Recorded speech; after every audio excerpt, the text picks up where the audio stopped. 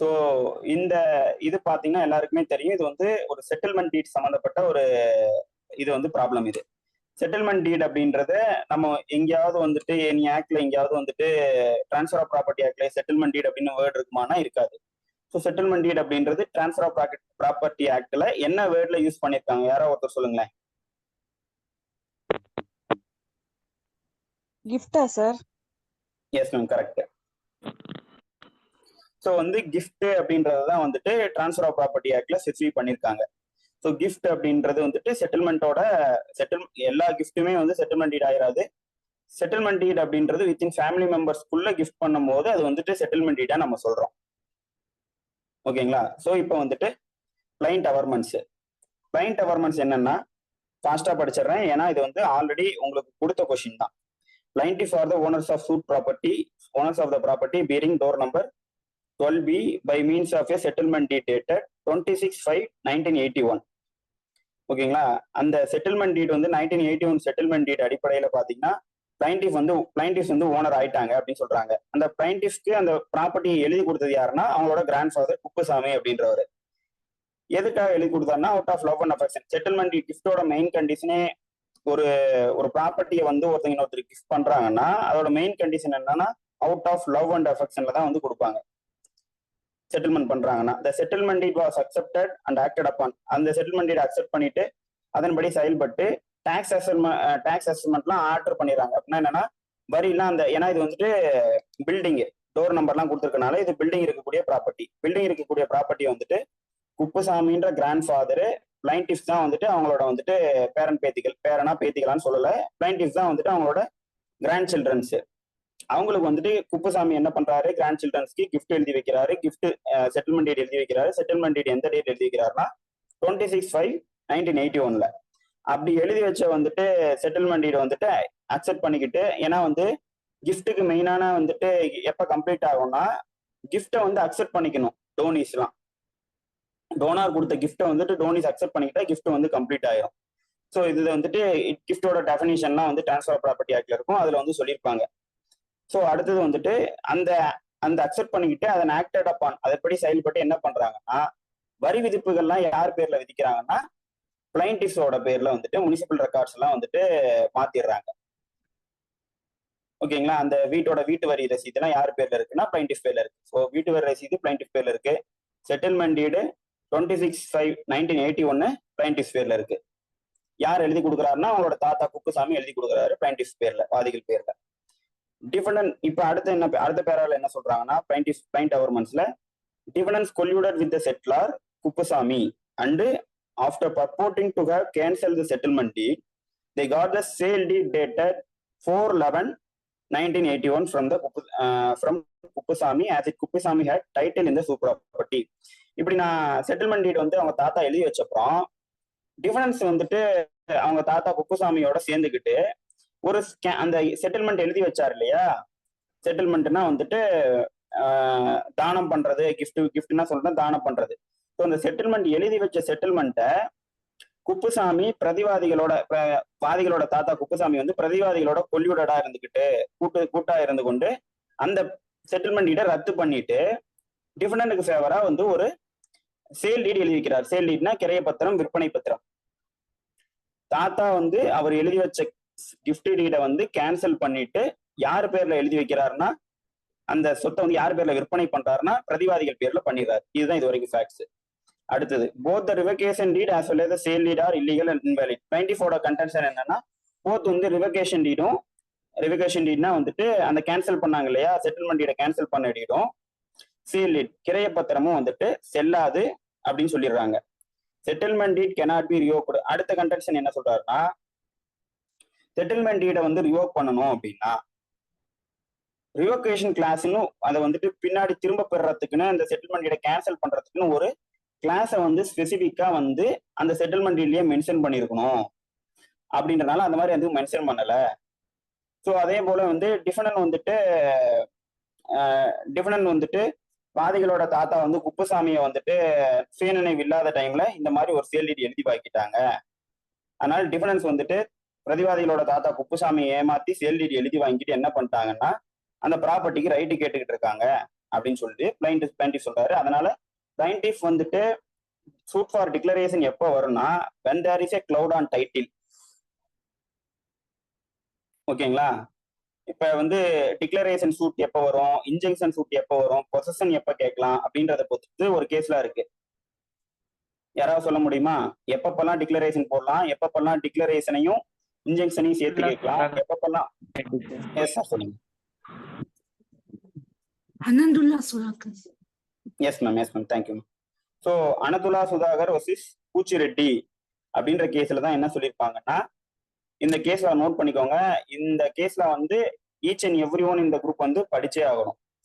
ஏன்னா நீங்க நெக்ஸ்ட் வர போற சிவில் ஜட்ஜ்மெண்ட் எக்ஸாம்ல இந்த ஒரு கேஸ் லாஸ் மட்டுமே வச்சு நீங்க ஒரு ஜட்மெண்ட் எழுதிட்டு வந்துற மாதிரி இருக்கும். கண்டிப்பா இந்த கேஸ் லாஸ் இல்லாம டிக்ளரேஷன் சூட்டையோ இன்ஜெக்ஷன் சூட்டையோ நம்ம சூட் ஃபார் ரெக்கவரி ஆஃப் பொசிஷனையோ ஏதோ ஒரு இடத்துல இந்த கேஸ் லாவோட ஆஸ்பெக்ட் நம்ம டிஸ்கஸ் பண்ற மாதிரி இருக்கும். அதனால கேஸ் லா வந்து நேம் வந்து முக்கியம் இல்லைன்னா கூட நீங்க அதோட கன்டென்ஷன் என்ன சொல்லியிருக்காங்க அப்படின்னு சொல்லிட்டு நம்ம வந்து தெரிஞ்சுக்க வேண்டியது அவசியம். சேட் பாக்ஸ்ல போட்டிருக்காங்க already, அனதுல்லா Sudhakar versus Buchi Reddy. Google போயிட்டு அனதுல்லா சுதாகர் அப்படின்னு பண்ணீங்கனாலே வரும். Supreme Court judgement, division bench. So இது வந்து suit for declaration of title. இதுல என்னென்னலாம் கேட்கல அப்படின்னா, செட்டில்மெண்ட் டீட் அவங்க தாத்தா கேன்சல் பண்ணதா சொல்லக்கூடிய அந்த செட்டில்மெண்ட் டீட் செல்லாதுன்னு ஒரு ப்ரேயர் கேட்கவே கிடையாது.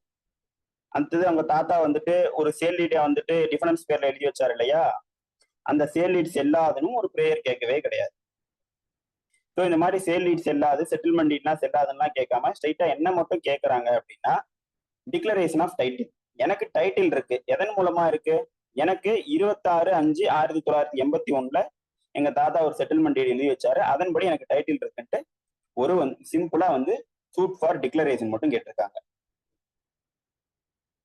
ஓகேங்களா? இப்ப இது வந்துட்டு பிளைண்டோட அவர்மெண்ட்ஸ்.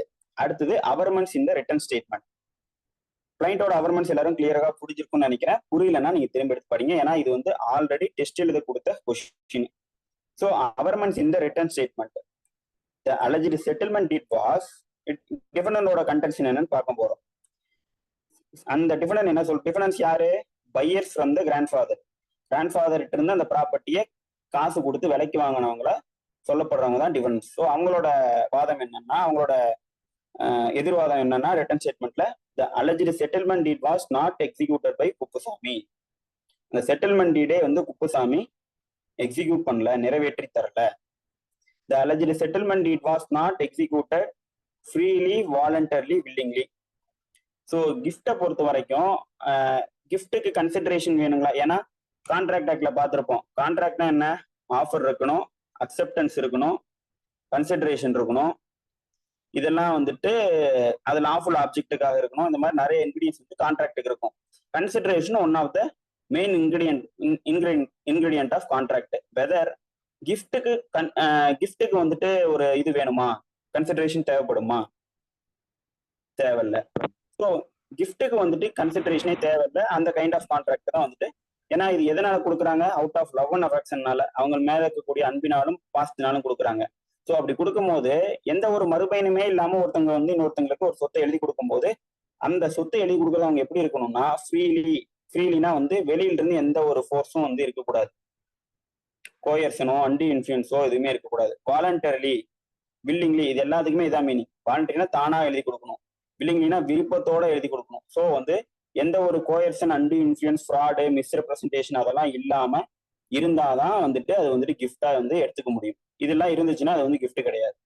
ஸோ டிஃபனண்டோட கன்டென்ஷன் என்னன்னா, இதுல வந்துட்டு ஃப்ரீலியா எழுதி கொடுக்கல, வாலண்டரிலியா எழுதி கொடுக்கல, வில்லிங்கா எழுதி கொடுக்கல அப்படின்றாங்க. By making Kuppusamy in unconscious state.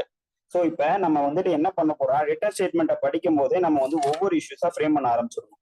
First line என்ன பார்த்தோம்? செட்டில்மெண்ட் டீட் வாஸ், நான் என்ன சொன்னேன், இஷ்யூஸ்ன்றது என்னன்னா, ஒரு பார்ட்டி அலெஜ் பண்றது இன்னொரு பார்ட்டி டினை பண்ணா, ஸ்பெசிபிக் டினைல் பண்ணா, ஏன்னா மியர் டினைல் வந்துட்டு இஷ்யூஸ் ஆகாது, ஏன்னா அது அட்மிஷன் ஆயிரும். If there is any specific டினைல்னா ஒவ்வொரு இஷ்யூஸா அரைஸ் ஆக ஆரம்பிச்சிடும். இப்ப ஃபர்ஸ்ட் இஷ்யூ இதுல என்ன வரப்போகுது? ஃபர்ஸ்ட் லைனே என்ன சொல்லிட்டாங்க? The settlement deed was not executed by Kuppusamy. அந்த alleged settlement deed was not executed freely, voluntarily, willingly. by making Kuppusamy in an unconscious state by injecting sedatives. Thumbimpression was obtained in a document purporting to be settlement deed. Settlement டீட் மாதிரி ஒரு இருக்கக்கூடிய ஒரு ஆவணத்துல வந்துட்டு அவங்களுக்கு வந்துட்டு ஒரு மயக்கம் சார்ந்த ஏதோ ஒரு மருந்தை வந்து செலுத்தி அன்கான்சியஸ் ஸ்டேட் ஆஃப் மைண்ட்ல வந்து அவங்க தாத்தா இருக்கும்போது பேரம்பேத்திங்க வந்து இந்த மாதிரி பிளைண்டிஃப்ஸ் ஆன பேரம்பேத்திங்க இந்த மாதிரி எழுதி வாங்கிட்டாங்க. அதனால இந்த மாதிரி செட்டில்மெண்ட் டீட் இப்படிதான் எழுதி வாங்கிருக்கான்னு சொல்றாங்க.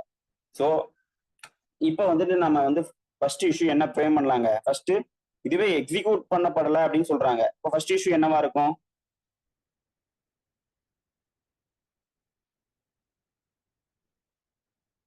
any case ஏன்னா எல்லாமே test deed is valid or not.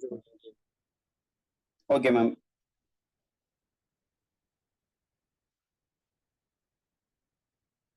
executed by him or not, correct ma'am, thank you.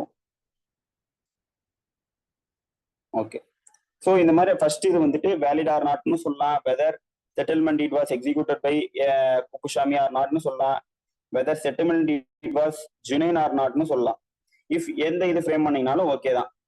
First issue வந்துட்டு வேலிட் ஆனாலும் ஒண்ணுதான், ஏன்னா ஜெனினா உண்மைத்தன்மையுடையதான்னா இதுல என்னவே வந்துடும், ஃப்ரீலி வாலண்டர்லி வில்லிங்லாம் இருந்துச்சுன்னா அது உண்மைத்தன்மை இதெல்லாம் இல்லாம இருந்துச்சுன்னா வந்து உண்மைத்தன்மை அற்ற ஒரு செட்டில்மெண்ட் டீட் ஆயிரும். அதே போல வந்துட்டு அன்கான்சியஸ் ஸ்டேட்ல வந்து செடேட்டிவ்ஸ் வந்து இன்ஜெக்ட் பண்ணி இது பண்ணியிருந்தாலும் அந்த செட்டில்மெண்ட் டீடு ஜெனினான ஒரு செட்டில்மெண்ட் டீடா இருக்காது. ஓகேங்களா, அது கிரியேட் பண்ண ஒரு செட்டில்மெண்ட் டீடா மாறிடும். ஸோ அப்படின்ற போது ஃபர்ஸ்ட் இஷ்யூ வந்துட்டு whether the settlement deed is genuine or நாட்னு போட்டுக்கலாம்.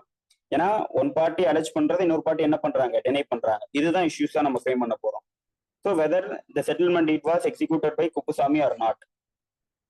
whether the settlement deed was executed by Kuppusamy in favor of plaintiffs or not, whether the settlement deed is genuine or not, the valid or not. So இது இந்த மாதிரி எந்த issues frame பண்ணினாலும் இது okay தான். இல்லைன்னா இப்படி கூட இதை ஃப்ரேம் பண்ணலாம், whether the settlement deed was executed by Kuppusamy at the என்ன சொல்றது conscious state of mind at the free வில்லிங்னஸோட எக்ஸிக்யூட் பண்ணாரா, இந்த மாதிரி கூட ஃப்ரேம் பண்ணலாம். எனி இது வந்துட்டு ஃபர்ஸ்ட் இஷ்யூ வந்துட்டு இந்த டினை பண்றதை வந்துட்டு ஒரு டினைல் இருந்துச்சுன்னா அதுக்கு ஒரு இஷ்யூஸ். ஸோ இப்படி ஒரு இஷ்யூ ஃப்ரேம் பண்ணிடணும். ரெண்டாவது இது on coming to now of the circumstances the Kuppusamy executed a revocation deed on 4/8/1981. So 4/8/1981 வந்துட்டு என்ன பண்றாருன்னா இந்த மாதிரி ஏமாத்தி இந்த மாதிரி எழுதி வந்து வாங்கிட்டானால பிளைண்டிஃப் தானே ஏமாத்தி தானே அவருக்கு செடேட்டிவ்ஸ் இன்ஜெக்ட் பண்ணி தானே பண்ணிட்டாங்கன்னு தான் இவங்க கன்ட்ரக்ஷன் டிஃபனோட கன்ட்ரக்ஷனு. அதனால அவர் வந்து இந்த மாதிரி ஒரு ரிவோகேஷன் டீடை எழுதிட்டாரு. எப்ப 4/8/1981. ரிவோகேஷன் டீட் வந்து 4/8/1981. செட்டில்மெண்ட் டீட் எழுதுனது 26/5/1981. கிட்டத்தட்ட ஒரு 2 or 3 monthsக்குள்ள என்ன பண்ணிட்டாங்கன்னா ரிவோகேஷன் பண்ணிட்டாரு குப்புசாமி. ஆனா சூட்டு போட்டது எந்த வருஷம், 1990. இதை நம்ம மைண்ட்ல வச்சுக்கணும். ஸோ ரிவோகேஷன் டீட் பண்ணிட்டாரு. ஸோ இப்போ ரிவோகேஷன் டீட் பண்ணிட்டாருல, இப்போ நம்ம என்ன மேல என்ன சொன்னாங்க, ரிவோகேஷன் டீடே வந்துட்டு இந்த மாதிரி வந்துட்டு ரிவோகேஷன் கிளாஸே இல்லை. எந்த இடத்துல இருக்குன்னா செகண்ட் பேராவதுல 4வது லைன்ல இருக்கு, பிளைண்டோட அவர்மெண்ட்ஸ்ல. The settlement deed cannot be revoked as the executant did not reserve any power of revocation. Power of ரெவோகேஷனை வந்து ரிசர்வ் பண்ணாம அந்த செட்டில்மெண்ட் டீடை ரிவோக் பண்ண முடியுமா முடியாதா அப்படின்றது வந்துட்டு ரெண்டு பேருக்குள்ள இருக்கக்கூடிய டிஸ்பியூட். இவர் என்ன சொல்றாரு, நான் ரிவோகேஷன் டீடை வந்துட்டு குப்புசாமி வந்துட்டு 4/8/1981 வந்து ரிவோகேஷன் பண்ணிட்டாங்க அப்படின்னு சொல்றாங்க. அதே வந்துட்டு பிளைண்டிஃப் என்ன சொல்றாங்க, அந்த ரிவோகேஷன் பண்ணிட்டாங்க ஓகே, ஆனா ரெவோகேஷன் பண்றதுக்கு அவங்க வந்து அந்த ரைட் ரெவோகேஷன் பவர் வந்து ரிசர்வ் பண்ணி வச்சிருக்கணும், அப்படி அந்த பவரையும் ரிசர்வ் பண்ணல அப்படின்றது பிளைண்டோட அவர்மெண்ட்ஸ். ஸோ இப்போ அடுத்த இஷ்யூ என்னன்னா, இஃப் நம்ம வந்து ரெகுலரா வந்து கேஸ் லாஸ் எல்லாம் ஃபாலோ பண்ணாம, சுப்ரீம் கோர்ட் ஹை கோர்ட்லாம் கேஸ் லாஸ் ஃபாலோ பண்ணாம நம்ம என்ன பண்ணுவோம்னா, whether the revocation deed dated 4/8/1981 is valid or not அப்படின்னு சொல்லிட்டு தான் நம்ம வந்துட்டு வேலிடா இல்லையான்னு தான் நம்ம கொஸ்டின் ஃப்ரேம் பண்ணுவோம். இது நார்மலா வந்து நம்ம வந்து அந்த கேஸ் லாஸ் எல்லாம் படிக்காம இருக்கும்போது நான் வந்து ஆல்ரெடி ஒரு கேஸ்ல அனுப்பியிருந்தேன். என்ன கேஸ்ல அனுப்பியிருந்தேன்னா, சசிகலா வெர்சஸ் ஆர்டிஓன்னு ஒரு கேஸ் அனுப்பியிருந்தேன். அந்த கேஸ்ல என்ன சொல்லியிருப்பாங்கன்னா, any settlement deed if revocation clause இல்லைன்னா யூனிலேட்டரலா வந்து கேன்சல் பண்ண முடியாது அப்படின்னு இருக்கும். இப்ப குப்புசாமி யூனிலேட்டரல் எல்லாம் என்னன்னா குப்புசாமியே ஒரு பத்திரத்தை செட்டில்மெண்ட் எழுதி வச்சுட்டு ரெவல்யூஷன் பண்றதுக்கு அவருக்கு பவர் இருக்கான்னா இல்ல. சோ அந்த மாதிரி அப்படி ரிவோகேஷன் வந்துட்டு பவர் இல்லாம பண்றதுக்கு பேர் என்னன்னா யூனிலேட்டரல் கேன்சலேஷன். அப்ப weather the unilateral cancellation of settlement deed dated 4/8/1981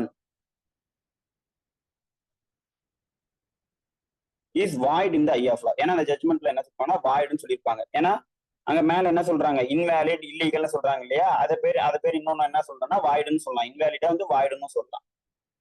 அப்படின்ற போது weather the settlement deed, the cancellation, the revocation deed dated 4/8/1981 is valid in the eye of law அப்படின்னு சொல்லலாம். இல்லைன்னா வந்து whether unilateral cancellation of settlement deed dated 4/8/1981 is void in the eye of law, valid in the eye of law அப்படின்னு சொல்லி வேலிடா வாய்டான்னு fix பண்ணும்போது நம்ம discuss பண்ற போது முடிவு பண்ணிக்கலாம். Void in the eye of லான்னு தானே பிளைண்டிஃபோட கண்டென்ஷன். எந்த இஷ்யூ ஃப்ரேம் பண்ணிங்கனாலும் நீங்க பிளைண்டிஃபோட பார்வையில இருந்து ஃப்ரேம் பண்றதா நல்லது. பிளைண்டிஃபோட பார்வை என்ன, வாய்டு அப்படின்றதா பிளைண்டிஃபோட பார்வை. யூனிலேட்டர் கேன்சலேஷன் வந்து கிஃப்ட பண்ண முடியுமான்னா பண்ண முடியாது, வாய்டுன்றதான். அதனால whether unilateral cancellation of gift deed is void in the eye of law. இவங்க என்ன சொல்லுவாங்க, வாய்டு இல்ல. ஏன் வாய்டு இல்லைன்னா இந்த மாதிரி இவங்க வந்து செடேட்டிவ்ஸ் எல்லாம் வந்து இன்ஜெக்ட் பண்ணி மயக்க நிலையில் இருக்கும் போது வந்து இந்த மாதிரி கிஃப்ட் டீட் எழுதி வாங்கிட்டாங்க பேரனுங்க அப்படின்னு சொல்லி இவங்க ஒரு வாதம் எடுத்தனால இந்த இஷ்யூ ஃப்ரேம் பண்றோம். ஸோ பிளைண்டிஃப் ஒரு விஷயத்த சொன்னா டிஃபெண்டன்ட் வந்துட்டு இன்னொரு விஷயத்த சொல்றாரு. ஸோ இது ரெண்டு இஷ்யூஸா ஃப்ரேம் பண்ணிட்டோமா. அடுத்து Kuppusamy sold the property in favor of first defendant on 4/11/1981. So Kuppusamy அடுத்து என்ன பண்றாருன்னா இந்த ப்ராப்பர்ட்டியை வந்துட்டு வித்திருக்காரு. எந்த டேட்ல விற்கிறாருன்னா குப்புசாமி வந்து 4/11/1981. 4/11/1981 வந்துட்டு இந்த ப்ராப்பர்ட்டி வந்து யாருக்கு வைக்கிறாரு குப்புசாமி, டிஃபெண்டன்ஸ்க்கு ஃபேவரா, ஃபர்ஸ்ட் டிஃபெண்டன்ட்க்கு ஃபேவரா விற்கிறாரு. இப்போ ஃபர்ஸ்ட் டிஃபெண்டன்ட் வந்துட்டு கிட்டத்தட்ட 3 செட்டில்மெண்ட் டீட வந்து எழுதுனதே 5வது மாசம், கேன்சல் பண்ணது 8வது மாசம், அடுத்தது கேன்சல் பண்ணிட்டு அந்த ப்ராப்பர்ட்டியை தேர்ட் பார்ட்டிக்கு வித்தது எந்த மாசம்னா நவம்பர் மாசம். ஸோ 3 months கேப்ல வந்துட்டு அடுத்தடுத்த டிரான்சாக்ஷன் நடக்குது. அது மாதிரி தேர்ட் பார்ட்டிக்கு வித்துட்டார் இல்லையா, ஃபர்ஸ்ட் அவருக்கே கேன்சல் பண்ண ரைட் இல்லை அப்படின்றதான் வாதிகளோட வந்துட்டு பிளைண்ட் அவர்மெண்ட்ஸ். அப்படின்னும் போது இன்னொருத்தருக்கு வித்தா வந்து அது மட்டும் செல்லுமா, அதுவும் செல்லாது அப்படின்றதான் வாதிகளோட அவர்மெண்ட்ஸ். ஸோ அதுதான் வந்துட்டு போத் த ரிவோகேஷன் டீடும் வந்துட்டு இல்லீகல் அண்ட் இன்வேலிட், சேல் டீடும் இல்லீகல் அண்ட் இன்வேலிட் தான் பிளைண்டிஃப் வந்து சொல்றாங்க. அப்ப நெக்ஸ்ட் இஷ்யூ என்ன, ரிவோகேஷன் டீட் வந்து செல்லாதுன்றது யாரோட கன்டென்ஷன், பிளைண்டிஃபோடது. செல்லுன்றது யாரு, ரிவோகேஷன் டீட் எடுத்து சேல் டீட் சொல்றேன். சேல் டீட் செல்லாது அப்படின்னு சொல்றது யாரோட கன்டென்ஷன், பிளைண்டிஃபோடது. சேல் டீட் வந்து செல்லும் அப்படின்னு சொல்றது டிஃபெண்டன்டோட கன்டென்ஷன். ஸோ நெக்ஸ்ட் இஷ்யூ என்னன்னா whether the sale deed dated 4/11/1981 இல்ல whether the sale deed executed by Kuppusamy in favor of first defendant on 4/11/1981 is invalid in the eye of law. என்ன invalid அப்படின்னு சொல்லிட்டு is invalid or not அப்படின்னு கூட போட்டுக்கலாம். So வந்துட்டு இதுதான் வந்துட்டு தேர்ட் இஷ்யூ. ஓகேங்களா. அடுத்தது ஃபோர்த் இஷ்யூ என்னன்னா the patta for the suit property stands in the name of first defendant. அங்க வந்துட்டு ரெவென்யூ ரெக்கார்ட்ஸை பொறுத்த வரைக்கும் வீட்டு வரி டாக்ஸ் அசஸ்மெண்ட் ஆஃப் பில்டிங் வந்துட்டு யார் பேர்ல இருக்குன்னா வாதிகளோட பேர் இருக்கு. இங்க வந்துட்டு பட்டா ரெசிப்ட் யார் பேர்ல இருக்கு அப்படின்னு பார்த்தோம்னா டிஃபெண்டன்டோட பேர்ல இருக்கு. ஸோ இங்க வந்து பட்டா வந்து டிஃபெண்டன்டோட பேர்ல இருக்கு. Whether patta is a document of title or not. Patta இருந்தாலே ஒரு நிலத்துக்கு வந்து அவங்க தான் உரிமையாளர்னு சொல்ல முடியுமா? ரெவென்யூ ரெக்கார்ட்ஸ் இருந்தாலே போதுங்க சார். ரெவென்யூ ரெக்கார்ட்ஸ் வந்து ப்ரூஃப் ஆஃப் டைட்டிலா எடுத்துக்க முடியுங்களா? முடியாது. Okay ma'am. ப்ரூஃப் ஆஃப் டைட்டில்னா நம்ம எதை வச்சு மேம் ப்ரூவ் பண்ணலாம்? Anusha ma'am. Documents sir. Yes ma'am, கரெக்டா இருக்கு. Super ma'am, Anusha. ஸோ நம்ம எதை வச்சு டாக்குமெண்ட்ஸ் பத்திரங்கள்லாம் இருக்கு இல்லையா, சேல் டீடு, செட்டில்மெண்ட் டீடு, அதை வச்சுதான் நம்ம வந்து ப்ரூஃப் ஆஃப் டைட்டில முடிவு பண்ண முடியுமே ஒழிய, மியர் வந்துட்டு பட்டா என் பேர்ல இருக்கு, டாக்ஸ் ரெசிப்ட், இபி பில்லாம் என் பேர்ல இருக்கு அப்படின்றதெல்லாம் வந்துட்டு ஒருத்தவங்களோட வந்து டைட்டில ப்ரூவ் பண்றதுக்கான ஆவணங்கள் கிடையாது. ரெவென்யூ ரெக்கார்ட்ஸ் வந்து பொசஷனை ப்ரூவ் பண்றதுக்கான ஆவணங்கள். ஓகேங்களா? எப்ப வந்து ரெவென்யூ சம்டைம்ஸ் சில பட்டாக்கள் இருக்கும், சில பட்டாக்கள் வந்துட்டு ஃபர்ஸ்ட் அந்த பட்டாவே அப்பதான் இஷ்யூ பண்ணிருப்பாங்க. அந்த மாதிரி பட்டாக்கள் வச்சு இப்ப நத்தம் பட்டாலாம் பாத்தீங்கன்னா அனுபவத்தின் அடிப்படையில் அவங்களுக்கு டைட்டிலே வந்து ஓனர்ஷிப்பே கொடுத்துருப்பாங்க. அப்படின்ற போது அந்த சூழ்நிலைகள்ல பட்டா வந்து சம்டைம்ஸ் வந்து டாக்குமெண்ட் ஆஃப் டைட்டில் வரலாம். ஆனா மோஸ்ட் ஆஃப் த டைம் 90% வந்து பட்டா வந்துட்டு டைட்டிலுக்கான டாக்குமெண்ட் கிடையாது. ஸோ இந்த மாதிரி பட்டா வந்து யார் பேர்ல இருக்குன்னு சொல்றாங்கன்னா D1 பேர்ல இருக்கு, ஃபர்ஸ்ட் D1 பேர்ல இருக்கு அப்படின்றாங்க. ஸோ இது வந்துட்டு பட்டா இது இவங்க பேர் இருக்கிறது அப்படின்றதுக்கு இடையில எந்த டிஸ்பியூட்மே ரெண்டு பேருக்கு இடையிலும் கிடையாது. அடுத்த டினையில் என்ன பண்றாங்கன்னா, the suit is barred by limitation as the plaintiffs did not question the revocation deed and sale it within a period of 3 years. இந்த சூட் வந்து 1990 1990ல போட்டிருக்காங்க. செட்டில்மெண்ட் டீட் எழுதுனது yes ma'am.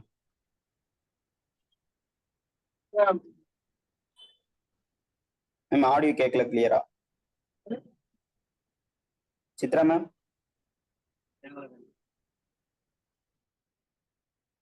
Okay sorry mute பண்ணிட்டேன். Okay ma'am thank you. Okay, so வந்து settlement deed எழுதுனது எந்த வருஷம்னா 81ல 5வது மாசம். அடுத்தது செட்டில்மெண்ட் கேன்சலேஷன் எழுதுனது எந்த மாசம்னா 8வது மாசம். சேல் டீட் எழுதுனது 16வது மாசம். எல்லாமே 1981வது வருஷம். கிட்டத்தட்ட 9 இயர்ஸ் கழிச்சு 1990ல வந்து இந்த சூட்டை போடுறாங்க. ஓகேங்களா? 9 இயர்ஸ் கழிச்சு சூட்டை போடுறாங்க. வெதர் அதனாலதான் என்ன சொல்றாங்கன்னா, இந்த டீட்லாம் எழுதி முடிச்சு ரொம்ப வருஷம் கழிச்சு வந்துட்டு என்ன பண்றாங்கன்னா, பிளைண்டிஃப் வந்து இந்த சூட்டை போட்டிருக்காங்க. the suit is barred by limitation. ஓகேங்களா? ஏன்னா வந்துட்டு பிளைண்டிஃப் வந்து என்ன இத்தனை வருஷம் கழிச்சு இந்த சேல் டீடை கொஸ்டின் பண்றாங்க, 3 வருஷத்துக்குள்ள கொஸ்டின் பண்ணிருக்கணும் அப்படின்னு சொல்றாங்க. ஸோ வந்து வெதர் இந்த பாயிண்ட் ஆஃப் வியூ வந்து கரெக்டா அப்படின்றத நம்ம ஒரு இஷ்யூ ஃப்ரேம் பண்ணணும். ஏன்னா சூட் வித்தின் த லிமிடேஷன் தான் அவங்க சூட் போட்டிருப்பாங்க, நம்பர் ஆகி வந்துருச்சு. So suit is barred by limitation சொல்லிட்டாங்கன்னா whether the suit is barred by limitation or not அப்படின்றத ஒரு இஷ்யூ ஃப்ரேம் பண்ணி.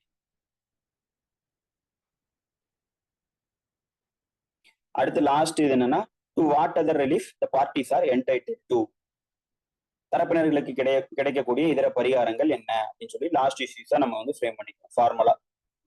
ஸோ நம்ம இஷ்யூஸை எதை வச்சு ஃப்ரேம் பண்றோம் அப்படின்னா, இப்போ இஷ்யூஸை நம்ம எதை வச்சு ஃப்ரேம் பண்ணோம்? கிளைண்ட் அவர்மெண்ட்ஸை பார்த்தோம், ரிட்டர்ன் ஸ்டேட்மெண்டோட அவர்மெண்ட்ஸை பார்த்தோம். எவிடன்ஸை படிச்சோமா? எவிடன்ஸை படிக்கவே தேவை கிடையாது. எவிடன்ஸை படிக்கிறதுக்கு முன்னாடியே நம்ம என்ன பண்ணிடலாம்னா, எங்கெங்கெல்லாம் கிளைண்ட் அவர்மெண்ட்ஸை படிச்சு முடிச்சுட்டு ரிட்டர்ன் ஸ்டேட்மெண்டோட அவர்மெண்ட்ஸ் வந்து ஃபுல்லா கூட படிக்க தேவையில்லை, இன்ச் பை இன்ச்சா லைன் பை லைனா வரவே என்ன பண்ணிட்டோம், ஃபிக்ஸ் பண்ணிடலாம்.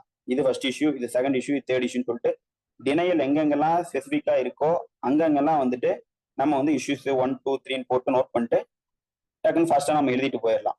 ஸோ நம்ம என்டையர் கொஸ்டினுமே எவிடன்ஸோட சேர்த்து படிச்சு தான் நம்ம வந்து இஷ்யூஸ் ஃப்ரேம் பண்றது கிடையாது. இஷ்யூஸ் ஃப்ரேம் பண்றப்ப நம்ம வந்து கிளைண்ட் அவர்மெண்ட்ஸ், ரிட்டர்ன் ஸ்டேட்மெண்ட் அவர்மெண்ட்ஸ் இதை மட்டும் பார்த்தாலே நம்ம வந்து இதுதான் இஷ்யூஸ் ஃபிக்ஸ் பண்ணிடலாம். இதை தாண்டி இஷ்யூஸ் ஃப்ரேம் பண்ணவும் கூடாது. அதான் வந்து லீகலாகவும் கரெக்ட். ஏன்னா நம்ம இஷ்யூஸ் ஃப்ரேம் பண்ற ஸ்டேஜ் வந்துட்டு எவிடன்ஸுக்கு முன்னாடியே வருது. ஸோ நம்ம இந்த ரிட்டர்ன் ஸ்டேட்மெண்ட் அவர்மெண்ட்ஸ் படிச்சுட்டு இருக்கும் போதே இதுதான் இஷ்யூஸ் ஃபிக்ஸ் பண்ணிட்டு வந்தாச்சு. ஸோ இப்போ நான் வந்து ஒவ்வொரு இஷ்யூஸா நம்ம வந்து போகலாம். ஃபர்ஸ்ட் இஷ்யூ என்ன, எதை பொறுத்து நம்ம வந்துட்டு சொல்லணும்? யாரோ ஒருத்தர் சொல்லுங்களேன். ஃபர்ஸ்ட் இஷ்யூ வந்து என்ன ஃப்ரேம் பண்ணோம்? Whether settlement deed in favor of plaintiff is genuine or not. ஓகே, ஜெனின் ஆர் நாட் அப்படின்னு சொல்லிட்டு ஒரு இஷ்யூ வருது.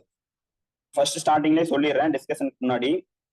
இந்த சிவில் ஜட்ஜ் எக்ஸாம் பொறுத்த வரைக்குமே நம்ம கொடுக்கக்கூடிய ப்ராப்ளம் மோஸ்ட்லி சம்டைம்ஸ் வந்து ஏதோ ஒரு பக்கம் தான் ஜட்மெண்ட் கொடுக்குற மாதிரி இருக்கும். மோஸ்ட்லி என்ன பண்ணுவாங்கன்னா, நம்மளை வந்து ரெண்டு சைட்லயுமே ஜட்மெண்ட் எழுதுற மாதிரி ஒரு குழப்பத்தை உண்டாக்கிடுவாங்க. இப்படியும் பண்ணலாம் அப்படியும் பண்ணலான்ற மாதிரி ஒரு கொஸ்டின் தான் மோஸ்ட்லி இருக்கும். இந்த கொஸ்டின்லயும் அந்த மாதிரி பாயிண்ட்ஸ் நிறைய இருக்கு. நம்ம நினைச்சோம்னா வந்துட்டு இந்த கொஸ்டின்ஸ்க்கு சம் உள்ள போய் பார்த்தோம்னா என்ன பண்ண முடியும்னா, சூட்டை வந்து டிஸ்மிஸும் பண்ண முடியும், டிகிரியும் பண்ண முடியும், ரெண்டு சைடுமே பண்ண முடியும். அது எப்படின்னு நான் சொல்றேன். ஃபர்ஸ்ட் இஷ்யூலயே அந்த மாதிரி போகலாம். ஸோ வந்து செட்டில்மெண்ட் டீடு வந்துட்டு ஜெனினா இல்லையான்னு சொல்லி ஃபர்ஸ்ட் பார்க்க போறோம்.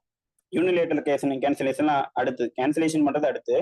ஃபர்ஸ்ட் வந்து இந்த செட்டில்மெண்ட் டீடே ஜெனினா இல்லையா அப்படின்னு சொல்லி பார்ப்போம். இப்போ இதை பார்க்கறதுக்கு முன்னாடி நம்ம என்ன பண்ணணும், இதை வந்து நம்ம எதை வச்சு முடிவு பண்ண போறோம்? இது வரைக்கும் இஷ்யூஸ் ஃப்ரேம் பண்ணதை நம்ம எதை வச்சு முடிவு பண்ணோம்? வெறும் ப்ளீடிங்ஸை மட்டும் வச்சு, பிளைண்ட்டையும் ரிட்டர்ன் ஸ்டேட்மெண்ட்டையும் வச்சு. ஸோ நம்ம இந்த இஷ்யூஸுக்கு முடிவு பண்ணோம்னா நம்ம எதை பார்த்தே ஆகணும்னா எவிடன்ஸை பார்த்தாகணும். ஏன்னா நம்மளுக்கு கொடுக்கக்கூடிய மார்க்ஸே ஜட்மெண்ட் ரைட்டிங்கை பொறுத்த வரைக்கும் எதுல இருந்து கொடுக்குறாங்க அப்படின்னா application of law and facts, appreciation of எவிடன்ஸ்க்கு மட்டும்தான் மார்க். ஸோ இதுல நம்ம கிளியரா இருந்துட்டோம்னா நம்ம வந்து இப்போ வந்து இஷ்யூஸ்குள்ள டிஸ்கஷன் போகும்போது நம்ம எவிடன்ஸை பார்த்துருவோம். ஸோ ஃபர்ஸ்ட் எவிடன்ஸ் என்னென்ன இருக்கு அப்படின்றத பார்ப்போம்.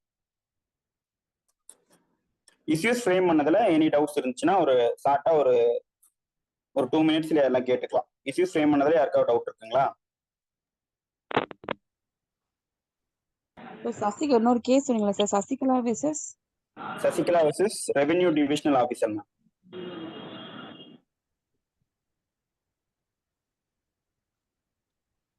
நோட் பண்ணிட்டீங்களா மேம்?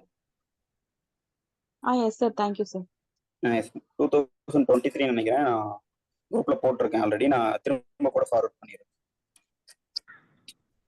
வேற ஏதாவது டவுட் இருக்குங்களா சார்? எனக்கு இந்த இஷ்யூ சம்பந்தமா ஒரு டவுட் சார். எஸ் மேம், சொல்லுங்க சார். இப்போ பிளைன்டிஃப் கேட்கக்கூடிய ரைட் வச்சு ஒரு இஷ்யூஸ் ஃப்ரேம் பண்ணணும் தானே சார்? எஸ் நான் மறந்துட்டேன். Correct correct.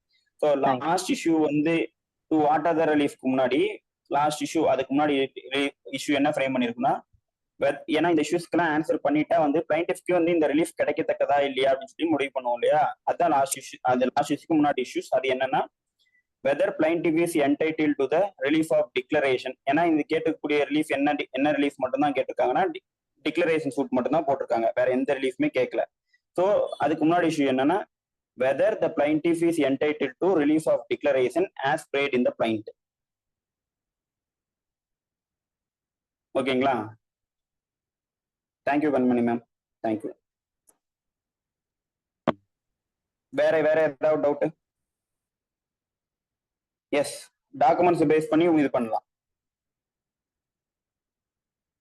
ஏன்னா டாக்குமெண்ட்ஸ், ஏன்னா பிளைண்ட் ரிட்டர்ன் ஸ்டேட்மெண்ட்ன்றது not only a plaint and written statement, it includes documents. Documents means marked documents ஓட கண்டென்ட்ஸ் கிடையாது. என்ன சொல்றது, பிளைண்டோட போடக்கூடிய டாக்குமெண்ட்ஸ் அதை வந்து நம்ம ப்ரூஃபா எடுத்துக்க போறது இல்லை. பிளைண்ட்ன்றது இன்க்ளூட்ஸ் வந்து டாக்குமெண்ட்ஸ் தான். ஏன்னா ரிஜெக்ஷன் ஆஃப் பிளைண்ட்டையும் நம்ம டாக்குமெண்ட்ஸ் பார்த்து தான் முடிவு பண்ணுவோம். டாக்குமெண்ட்ஸ் பார்க்கலாம். ஆனா இது வந்து என்ன சொல்றது, கண்டென்ட்ஸ் ஆஃப் த டாக்குமெண்ட்ஸ் வந்து இந்த ஃபேக்ட்ஸ்ல வந்து இங்க இஷ்யூஸ் ஃப்ரேம் பண்ணும் போது தேவைப்படுமானா டாக்குமெண்ட்ஸ் பார்த்து இது பண்ற அளவுக்கு நம்மளுக்கு தேவை கிடையாது. ஏன்னா இஷ்யூஸ் ஃப்ரேம் பண்ணும் போது மெயினா என்ன நம்ம பார்க்க போறோம்னா, ஏன்னா கண்டென்ட்ஸ் ஆஃப் டாக்குமெண்ட்ஸ்லாம் இந்த கொஸ்டின் பேப்பர்ல கொடுக்க போறது இல்லை. நம்ம வந்து ரிட்டர்ன் ஸ்டேட்மெண்ட் டினையல் வரதான் வந்து நம்ம அதை வந்து இஷ்யூஸா ஃப்ரேம் பண்ண போறோம். டாக்குமெண்ட்ஸ் பார்க்கலாம், ஆனா ஸ்பெசிபிக் டினையலுக்கு தான் இஷ்யூஸ் பேஸ் பண்ணி இஷ்யூஸ் ஃப்ரேம் பண்ணலாம். எஸ் மேம், ஆல்ரெடி சொல்லிட்டேன். Whether the suit is barred by limitation or not அப்படின்றதும் ஒரு இஷ்யூ தான். அதையும் நான் டிஸ்கஸ் பண்ணிடுறேன். ஸோ இப்போ எவிடன்ஸ்குள்ள போவோம். Thank you ma'am. உமா மேம், நீங்க எழுதின ஆன்சர் வந்துட்டு இருக்கிறதுலே பெஸ்டான ஆன்சர் இருந்துச்சு நான் பார்த்ததுல. Congratulations ma'am. Thank you sir. Thank you ma'am, thank you. Okay, so இப்போ வந்துட்டு எவிடன்ஸ் என்ன இருக்கு அப்படின்றத பார்க்க போறோம். ஓகேங்களா? ஃபர்ஸ்ட் வந்துட்டு பிளைன்டிஃப் சைடில் என்னென்ன எவிடன்ஸ் அப்படின்னா, எக்ஸிபிட் A1 அப்படின்னு ஒரே ஒரு டாக்குமெண்ட் மார்க் பண்ணியிருக்காங்க. என்னன்னா எக்ஸிபிட் A1 என்னன்னா அந்த செட்டில்மெண்ட் இடையே பிளைன்டிஃப் சைடு ஃபர்ஸ்ட் டாக்குமெண்டா மார்க் பண்ணிட்டாங்க, அவ்வளவுதான். சாட்சியங்கள் என்னென்ன சொல்லியிருக்காங்க அப்படின்றத உள்ள வந்து நம்ம பார்த்தோம்னா தெரியும். ஓகேங்களா? Admission made by PW1 during cross examination is that executant. Sir கொஞ்சம் வந்து கீழே இருக்கிறீங்களா? அது ரெக்கார்ட் ஆப்ஷன் மறைக்குது இந்த லெட்டர்ஸ், ரொம்ப மேலே போறனால. எக்ஸிக்யூட்டன் கட்டு என்ன Kuppusamy. an admission made by PW1 during cross examination is that. கொஞ்சம் கீழே இருக்கிறீங்க, அது ரொம்ப டாப்ல இருக்கு இல்லையா? Okay, thank you. Admission made by PW1 during cross examination is that the executant Kuppusamy was in the habit of signing the document and signature of Kuppusamy as found in the revocation deed. Exhibit B1 is that Kuppusamy himself. He has admitted that exhibit A1 settlement deed signature of Kuppusamy is not found, but thumb impression alone is found. So என்ன சொல்றாங்கன்னா பிடபிள்யூஎன் என்ன admit பண்ணிக்கிறாருன்னா அந்த first settlement டீட் இருக்கு இல்லையா, அதுல வந்து கைரேகை தான் தம்பு இம்ப்ரெஷன் தான் இருந்துச்சு. ஆனா ரெவோகேஷன் டீட்ல வந்து குப்புசாமியோட கேன்சலேஷன் டீட்ல வந்து குப்புசாமியோட கையெழுத்தே இருக்குது. ஸோ அதே போல வந்து குப்புசாமிக்கு என்ன வந்துட்டு ஹேபிட்னா வந்து நார்மலா கையெழுத்து போடுறதுதான் பழக்கம் அப்படின்றத எல்லாம் அட்மிட் பண்ணிக்கிறாரு. ஸோ கையெழுத்து போடுறது குப்புசாமியோட பழக்கம் அப்படின்றத வாதி பிடபிள்யூன்னு வந்து வாதி இதில் தரப்பு ஒரு விட்னஸ், ஃபர்ஸ்ட் விட்னஸ், ஒரே ஒரு விட்னஸ் தான் அந்த விட்னஸ் அட்மிட் பண்ணிக்கிறாரு. அதே போல வந்து கையெழுத்து போடுறதுதான் பழக்கம். தம்பு இம்ப்ரெஷன் வந்து நார்மலா வந்து போட மாட்டாங்க. பிளஸ் என்னன்னா அதுல செட்டில்மெண்ட் டீட்ல வந்துட்டு என்ன இருக்குதுன்னா வந்து தம்பு இம்ப்ரெஷன் தான் இருக்கு, கையெழுத்து கிடையாது. இது ஃபர்ஸ்ட். அடுத்தது, it is the evidence of PW1 that he has not signed as a witness in a settlement deed. So PW1 யாரு? அவங்க பேரன்கள் ஏதாவது வந்துட்டு அந்த கிஃப்ட் டீட்ல வந்து சாட்சிகளா கையெழுத்து போட்டிருக்காங்களான்னா அதெல்லாம் போடல அப்படின்றாங்க. ஆக்சுவலா இந்த ஃபேக்ட்ஸ் எல்லாம் நம்ம குழப்பறதுக்காக செட்டில்மெண்ட் டீட்ல வந்து யாரு வந்து பெனிஃபிஷியரி ஆஃப் த செட்டில்மெண்ட் டீடோ அவங்க வந்து அதுல சாட்சி கையெழுத்து போடணும்னு ஏதாவது கட்டாயம் இருக்கானா இல்ல. அதே போல என்ன வந்து இது நான் பின்னாடி டிஸ்கஸ் பண்றேன். இவர் வந்து கையெழுத்து போடல, அப்ப வேற யாராவது கையெழுத்து போட்டிருப்பாங்களா சாட்சி கையெழுத்து, அவங்கள விசாரிக்கணுமா இல்லையா அப்படின்றதுக்காக தான் என்ன சொல்றாங்கன்னா PW1 ஒரு கொஸ்டின் கேட்கறாங்க. என்ன கேட்டிருக்காங்கன்னா, நீங்க வந்து செட்டில்மெண்ட் டீட்ல வந்து சாட்சி கையெழுத்து போட்டிருக்கீங்களா அப்படின்னு கேட்கறாங்க. அடுத்தது, அவர் போடலன்னு சொல்லிட்டாரு. அப்ப வந்து செட்டில்மெண்ட் டீட்ல சாட்சி கையெழுத்து போடல. அடுத்தது, it is not even stated in the evidence that executant put is thumb impression in the document after fully understanding the contents of the document. ஒரு அதே போல பிளைன்டிஃப் என்ன சொல்லலன்னா, PW1 என்ன சொல்லலன்னா, அவரு குப்புசாமி வந்துட்டு இந்த செட்டில்மெண்ட் டீடை வந்து எக்ஸிக்யூட் பண்ணாரு இல்லையா, அவருக்கு வந்து கையெழுத்து போடுறப்ப அவருக்கு அந்த டாக்குமெண்ட்ஸ் இருக்கக்கூடிய கண்டென்ட்ஸ் என்னென்னு தெரியும் அப்படின்றத ஸ்பெசிபிக்கா வந்து அவரோட எவிடன்ஸ்ல சொல்லல அப்படின்றாங்க. அதை வந்து PW1 அட்மிட் பண்ணிக்கிறாரு. ஆமா, நான் சொல்லல, என்னோட சாட்சியில ப்ரூஃப் எவிடன்ஸ்ல சொல்லல அப்படின்ற மாதிரி அட்மிட் பண்ணிக்கிறாரு. ஓகேங்களா? சோ PW1 வந்து எதை பத்தி எவிடன்ஸ்ல சொல்லல அப்படின்னா, கண்டென்ட்ஸ் ஆஃப் த டாக்குமெண்ட்ஸ் இவருக்கு தெரிஞ்சிருந்துச்சு. யாருக்கு? குப்புசாமிக்கு வந்து தெரிஞ்சிருந்துச்சு அப்படின்றத தன்னோட எவிடன்ஸ்ல சொல்லல அப்படின்னு சொல்றாங்க. அடுத்தது, PW1 has admitted that he did not choose to question the Kuppusamy about the sale. அதே மாதிரி நான் வந்து சேல் டீடை வந்து எனக்கு சேல் டீடை இந்த மாதிரி எக்ஸிக்யூட் ஆயிருக்குன்னு தெரிஞ்ச உடனே அதை நான் கொஸ்டின் பண்ணல அப்படின்றத ஒத்துக்கிறாரு. அடுத்து வேற என்ன ஒத்துக்கிறாருன்னா, அட்மிட்டது எக்ஸிபிட் A1 அந்த செட்டில்மெண்ட் டீட்ல என்ன இல்லைன்னா, செட்டில்மெண்ட் டீட் வந்து இர்ரிவோக்கபிள். ஓகேங்களா? குப்புசாமி அந்த டீடு செட்டில்மெண்ட் டீடு வந்து இர்ரிவோக்கபிள். அதே மாதிரி வந்துட்டு it is mention that due to old age poor eyesight. அதே மாதிரி கையெழுத்து போடாத காரணம் என்னன்ட்டு அந்த இதுல இருக்கு. நான் வந்து குப்புசாமிக்கு வயசாயிருச்சு, ஏன்னா கிராண்ட் ஃபாதர் இல்லையா, வயசாயிருச்சு, கண்ணு வந்துட்டு மங்களாதான் தெரியுது, அவருக்கு சரியா கையெழுத்து போட முடியல அப்படின்றனாலதான் அவர் வந்துட்டு கைரேகை வச்சாரு அப்படின்றதும் சொல்லியிருக்கு. ஸோ இது வந்து பிளைன்டிஃப்க்கு ஃபேவரான விஷயங்கள். ஸோ எக்ஸிபிட் A1 செட்டில்மெண்ட் டீட்ல என்னென்ன இருக்குன்னா, அதை வந்து இர்ரிவோக்கபிள் அப்படின்னு ஸ்பெசிபிக்காவே இருக்கு. செட்டில்மெண்ட் டீட்ல ரிவோக் பண்ண முடியாது, யூனிலேட்டரலா குப்புசாமி மட்டும் இருந்து ரிவோக் பண்ண முடியாது அப்படின்னு இருக்கு. அதே போல வந்து இது உண்மையா எக்ஸிக்யூட் பண்ணப்பட்டது, ட்ரூலி எக்ஸிக்யூட் பண்ணப்பட்டதுன்ற வார்த்தை இருக்கு. வேற என்னென்ன இருக்குன்னா, சைன் போடாததுக்கான காரணம் இருக்கு. அந்த இதுல செட்டில்மெண்ட் டீட்ல சைன் போடாத காரணம் என்னன்னா, அவர் வயசாகி பூவர் ஐசைட்டு, கண் பார்வை வந்து மங்களானனால வந்து அவர் வந்துட்டு சைன் போடாம இருக்கிறாரு, சைன் போடாம அவர் வந்து தம்பு இம்ப்ரெஷன் கைரேகை வச்சுட்டு போயிட்டாரு அப்படின்றதெல்லாம் இருக்கு. இதெல்லாம் வந்து பிளைன்டிஃப் சைட்ல இருக்கக்கூடிய எவிடன்சஸ்.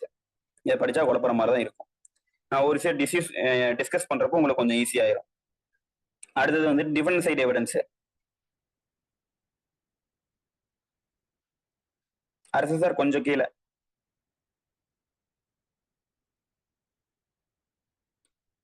டிஃபென்ஸ் சைட்ல என்னென்ன எவிடன்ஸ்னா, அந்த revocation deed, settlement deed, settlement revocation deed, sale deed, patta ஒரு ஃபேவர் இருந்துச்சு இல்லையா, டிஃபரெண்ட் ஃபேவரா, அது மூணுமே வந்து எக்ஸிபிட் பி சீரிஸ்ல மார்க் பண்ணிருக்காங்க. இந்த ரியோகேஷன் டீட்ல என்ன கண்டென்ட்ஸ் இருக்குன்னா, ரெசைட்டல்ஸ்னா வந்து அதுக்குள்ள இருக்கக்கூடிய உள்ளடக்கங்கள். என்ன உள்ளடக்கம் இருக்குன்னா, பணம் வந்துட்டு நான் வந்துட்டு குப்புசாமிக்கு என்ன பழக்கம்னா, பேங்க்ல போயிட்டு பணம் ஏதாவது எடுக்கும் போது, வித்ட்ரா பண்ணும் போது வந்துட்டு, இல்ல போலீஸ் கம்ப்ளைண்ட் கொடுக்கும் போதுலாம் அவர் வந்துட்டு கையெழுத்து போடுறது தான் வந்துட்டு பழக்கம் அப்படின்றது வந்துட்டு ரிவகேஷன் டீடோட ரெசைட்டல்ஸ்ல இருக்கு. அடுத்து வேற என்ன எக்ஸிபிட் B1 ரெசைட்டல்ஸ்ல இருக்குன்னா, சார் கொஞ்சம் கீழே அரசு சார்,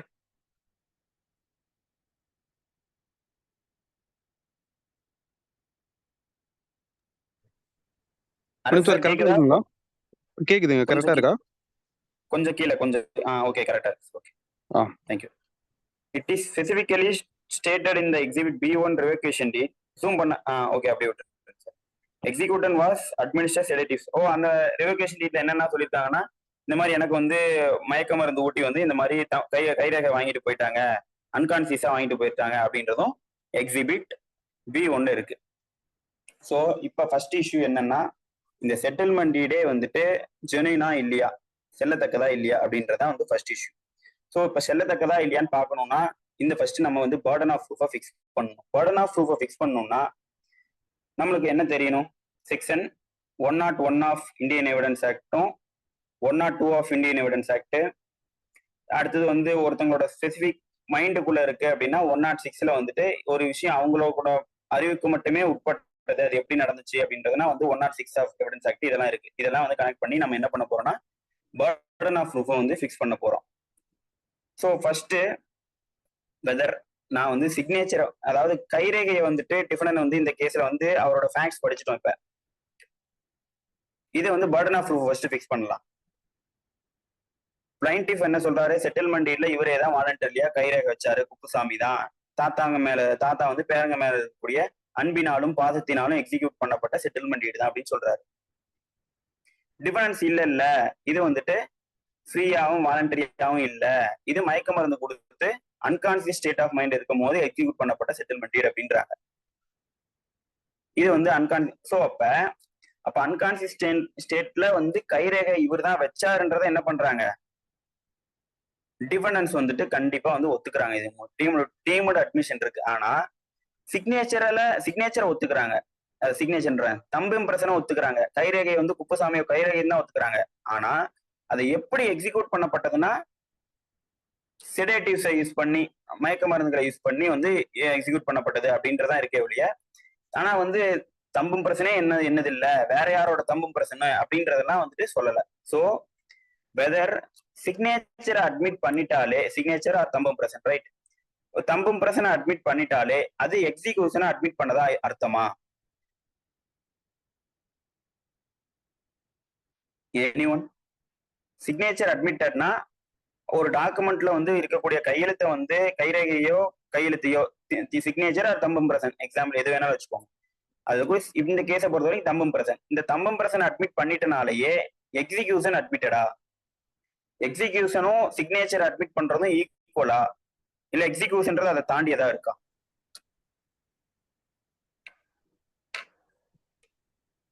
ஓகே, நோ. எனிஒன் வந்து இதை எக்ஸ்பிளைன் பண்றதா இருந்துச்சுன்னா உங்களோட மைக்கை வந்துட்டு அன்மியூட் பண்ணிட்டு சொல்லலாம். இது சிக்னேச்சர் அட்மிட் பண்றதே தம்பும் பிரசன் அட்மிட் பண்றதே எக்ஸிக்யூஷன் அட்மிட் பண்றதுக்கு தான் ஈக்குவல். இல்ல ஈக்குவல் இல்லைன்னா ஏன் ஈக்குவல் இல்லைன்னு சொல்லலாம். Sir admitted. ஸோ இதை பொறுத்து நான் சொல்லணும்னா இது வந்து ஒரு கான்ட்ரவர்ஷியலான டிபேட்டபிள் டாபிக் தான். ஏன்னா ஸ்டாம்ப் ஆக்ட்ல ஒரு ப்ரொவிஷன் இருக்கு, சுப்ரீம் கோர்ட் ஜட்மெண்ட்ஸ்லாம் சில இருக்கு. சில ஆஸ்பெக்டை பொறுத்த வரைக்கும் நிறைய ஜட்மெண்ட்ஸ்ல என்ன சொல்றாங்கன்னா, ஒன் சிக்னேச்சர் அட்மிட்டட்னா எக்ஸிக்யூஷன் அட்மிட்டட் அப்படின்றாங்க. Okay, voluntarily out of free will வந்து it has to be admitted.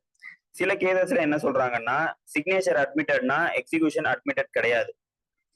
என்ன சிக்னேச்சர் அட்மிட்டட் அப்படின்னா வந்து சிக்னேச்சர் அட்மிஷன், எக்ஸிக்யூஷன் அட்மிஷனா கிடையாது. எக்ஸிக்யூஷன் அட்மிட் பண்றதுன்னா என்ன அர்த்தம்னா, அதுல இருக்கக்கூடிய கண்டென்ட்ஸ் எல்லாம், கண்டென்ட்ஸ் ஆஃப் த டாக்குமெண்ட் இருக்கு இல்லையா, அந்த டாக்குமெண்ட்ஸ் கூடிய வரிகள் எல்லாம் புரிஞ்சுக்கிட்டு தான் நான் வந்து கையெழுத்து போட்டேன் அப்படின்னு சொன்னாதான் இது எக்ஸிகியூஷன் அட்மிட் பண்ணதாகும்.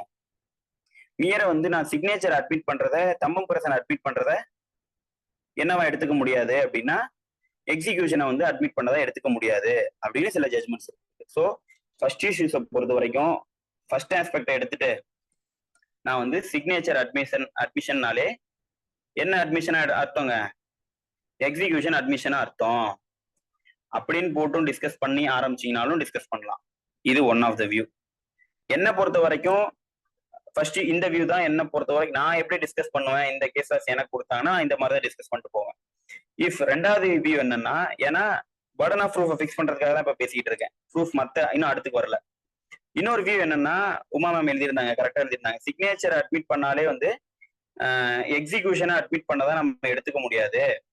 எக்ஸிகியூஷன் அட்மிட் பண்ணியிருந்தோம்னா கண்டென்ட்ஸ் ஆஃப் த டாக்குமெண்ட்ஸை வந்து தெரிஞ்சுதான் நான் அட்மிட் பண்ணியிருந்தேன் அப்படின்னு தெரிஞ்சுதான் நான் வந்து அந்த கைரேகையோ தம்பும் பிரச்சனோ வச்சேன், டாக்குமெண்ட்ல இருக்கக்கூடிய கண்டென்ட்ஸ் தெரிஞ்சுதான் பண்ணேன் அப்படின்னாதான் என்னை பொறுத்த வரைக்கும், அவங்கள பொறுத்த அந்த ஜட்மெண்ட்ஸ் எல்லாம் சில ஜட்மெண்ட்ஸ் இருக்கு இல்லையா, அந்த ஜட்மெண்ட்ஸை பொறுத்த வரைக்கும் எக்ஸிகியூஷனையும் அட்மிட் பண்ணதான் அர்த்தம் அப்படின்றாங்க. கண்டென்ட்ஸ் ஆஃப் த டாக்குமெண்ட்ஸையும் தெரிஞ்சுதான் சிக்னேச்சர் வச்சேன்னு சொன்னாதான், சிக்னேச்சரோ தம்பும் பிரச்சனோ வச்சேன்னு சொன்னாதான் signature equal to execution. Contents of the டாக்குமெண்ட்ஸ்லாம் எனக்கு தெரியறத பத்திலாம் பிரச்சனை கிடையாது. சிக்னேச்சர் வந்து அட்மிட்டட், தம்பும் பிரசன் அட்மிட்டட்னாலே எக்ஸிகியூஷன் அட்மிட்டட். அப்ப பர்டன் ஆஃப் ப்ரூஃப் வந்து இல்ல இது ப்ராப்பரா எக்ஸிக்யூட் பண்ணப்படல அப்படின்றது யார் மேல போயிடும், டிஃபெண்டன்ட் மேல போயிடும். ஸோ இந்த ஆஸ்பெக்டை பொறுத்த வரைக்கும் எனக்கு 68 ஆஃப் எவிடன்ஸ் ஆக்டோட இதை கனெக்ட் பண்ணி படிச்சோம்னா என்ன பொறுத்த வரைக்கும் வந்துட்டு சிக்னேச்சர் அட்மிட்டட்னா இந்த கிஃப்ட் டீடை பொறுத்த வரைக்கும் இந்த கேஸோட ஆஸ்பெக்ட் ஃபேக்ட்ஸை பொறுத்த வரைக்கும் எக்ஸிகியூஷனை அட்மிட்டடா தான் எடுத்துக்கணும். ஏன்னா ஒன்ஸ் அவங்க வந்து இது வந்து கண்டென்ட்ஸ் ஆஃப் த டாக்குமெண்ட்ஸ் என்ன, கண்டென்ட்ஸ் ஆஃப் த டாக்குமெண்ட்ல என்ன இருக்குன்னு சொல்லிட்டு எக்ஸிபிட் A1ஓட கண்டென்ஷன் என்னென்னலாம் இருக்கு அப்படின்னு சொல்லிட்டு இதுல சொல்லியிருக்காங்க அப்படின்னா எந்த பேரானா டிஃபரன்ஸ் டாக்குமெண்ட் பிளைண்டிஃபோட எவிடன்ஸ்ல லாஸ்ட்ல இருந்து ரெண்டாவது பேராகிராஃப் என்ன சொல்லியிருக்காங்கன்னா, எக்ஸிபிட் A1ஓட ஸ்பெசிஃபிக்கா அந்த டாக்குமெண்ட் என்ன இருக்குன்னா செட்டில்மெண்ட் டீட் இர்ரிவோகபிள் இருக்கு. அதுவும் அடுத்து என்ன வார்த்தை இருக்குன்னா அண்ட் வாஸ் மேட் ட்ரூலின்னு இருக்கு. So contents of the document என்ன, இட் வாஸ் மேட் ட்ரூலி அப்படின்னு இருக்கு. அடுத்தது மென்ஷன் எதனால வந்து கையெழுத்து போடலன்னா அவரோட வயசானனால பூர் ஐசைட்னால போன்றிருக்கு. ஸோ இது வந்து கண்டென்ட்ஸ் ஆஃப் த டாக்குமெண்ட்.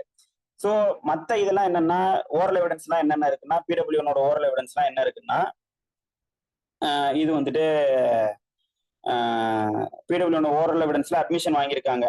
இவருக்கு வந்து இதுதான் பழக்கமே, கையெழுத்து போடுறது வந்துட்டு தான் இவருக்கு பழக்கமே, கையெழுத்து வைக்கிறது பழக்கமே கிடையாதுன்ட்டாங்க. ஆனா அந்த டாக்குமெண்ட் என்ன இருக்கு, அதுக்கான காரணத்தை ஸ்பெசிஃபை பண்ணி அந்த டாக்குமெண்ட்டை சொல்லியிருக்கும் போது கண்டென்ட்ஸ் ஆஃப் த டாக்குமெண்ட்ஸ் எகென்ஸ்டா இந்த விடப்பட்ட ஓரல் எவிடன்ஸை பொறுத்த வரைக்கும் நான் எக்ஸ்க்ளூட் பண்ணலாம் அப்படின்னு சொல்றேன். ஈவன் 92 இந்த நான் சொல்லக்கூடிய ப்ரொவிஷன்ஸ் எல்லாத்தையும் கனெக்ட் பண்ணி நீங்க திரும்ப படிச்சு பார்க்கணும். படிச்சு பார்த்தா தான் இதோட டெப்த் புரியும்.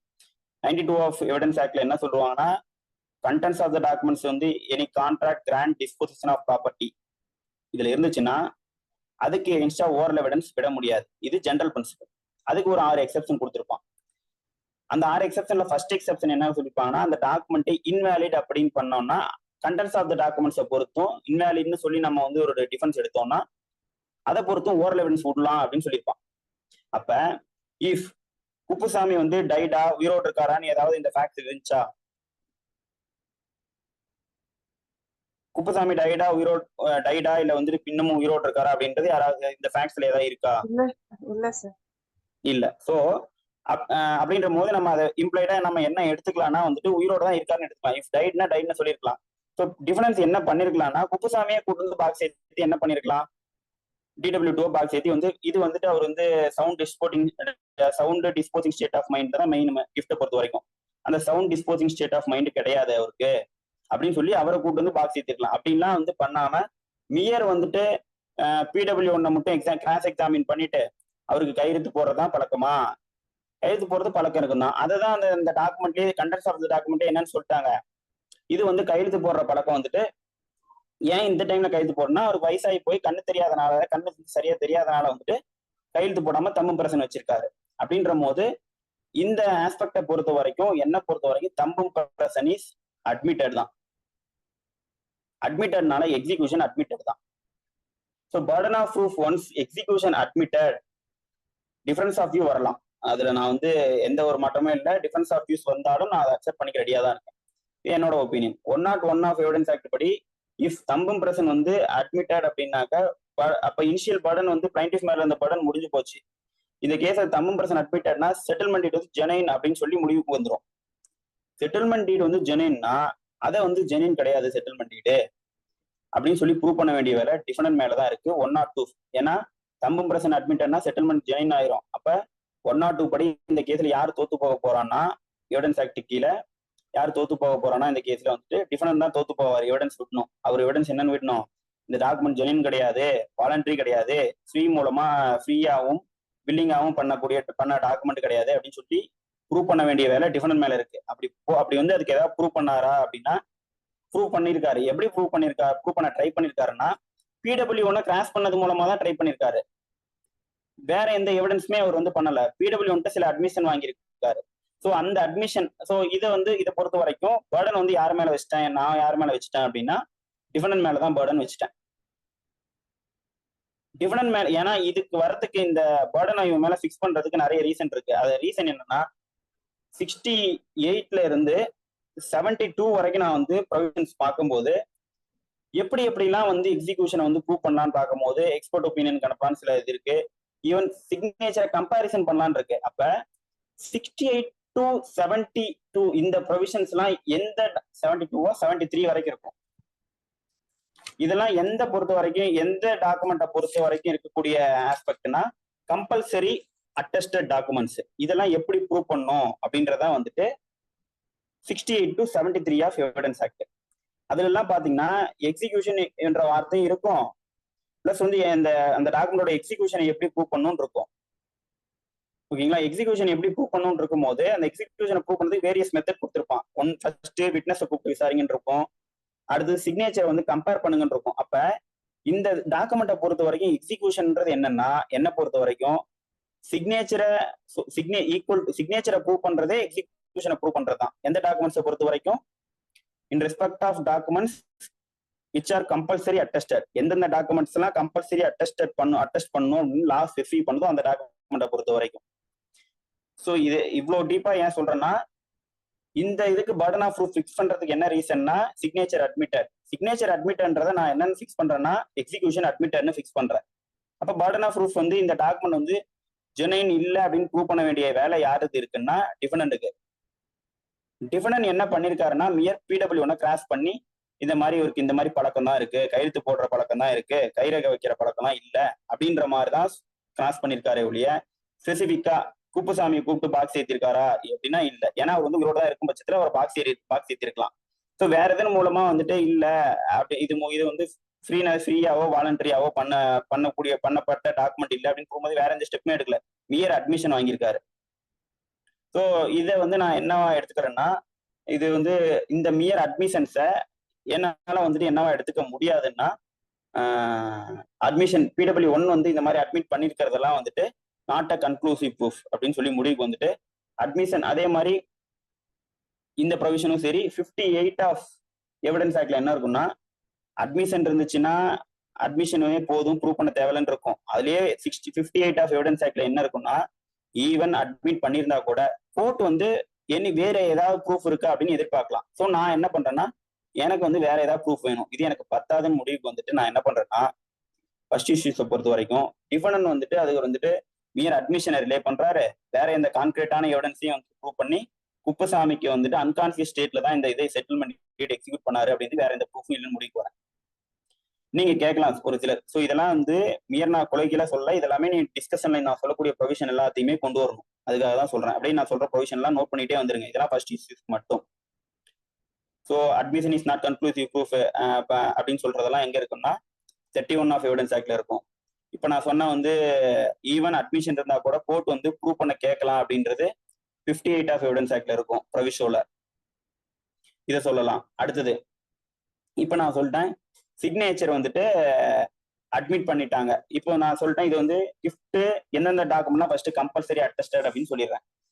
கிஃப்ட், வில்லு, மார்க்கேஜ். இது வந்து நீங்க ஜட்மெண்ட் ரைட்டிங்ல இந்த 3 வச்சுட்டு கண்டிப்பா கிஃப்ட், பில்லு, மார்க்கேஜ் இந்த 3 டாக்குமெண்ட் சம்பந்தமா ஏதோ ஒரு இஷ்யூஸ் ஏதோ ஒரு கொஸ்டின் ஃப்ரேம் பண்ணி அந்த கொஸ்டின்ல என்ன மாதிரி கொஸ்டின் கேட்பாங்கன்னா, கிஃப்ட், பில்லு, மார்க்கேஜ் இந்த 3 டாக்குமெண்ட்ல ஏதோ ஒரு வந்து அட்டஸ்டார்ஸை விசாரிக்கல, அட்டஸ்டார்ஸை விசாரிச்சிருக்காங்க, அந்த மாதிரி ஏதோ ஒரு ஃபேக்டர் கொடுப்பாங்க கண்டிப்பா. ஸோ அதனால எதெல்லாம் கம்பல்சரி அட்டஸ்டட் டாக்குமெண்ட்ஸ் கரெக்டா நோட் பண்ணிக்கோங்க. இதை நீங்க லைஃப் லாங் வந்து யூஸ் பண்ணக்கூடிய ஒரு கான்செப்ட். கிஃப்ட், பில்லு, மார்க்கேஜ்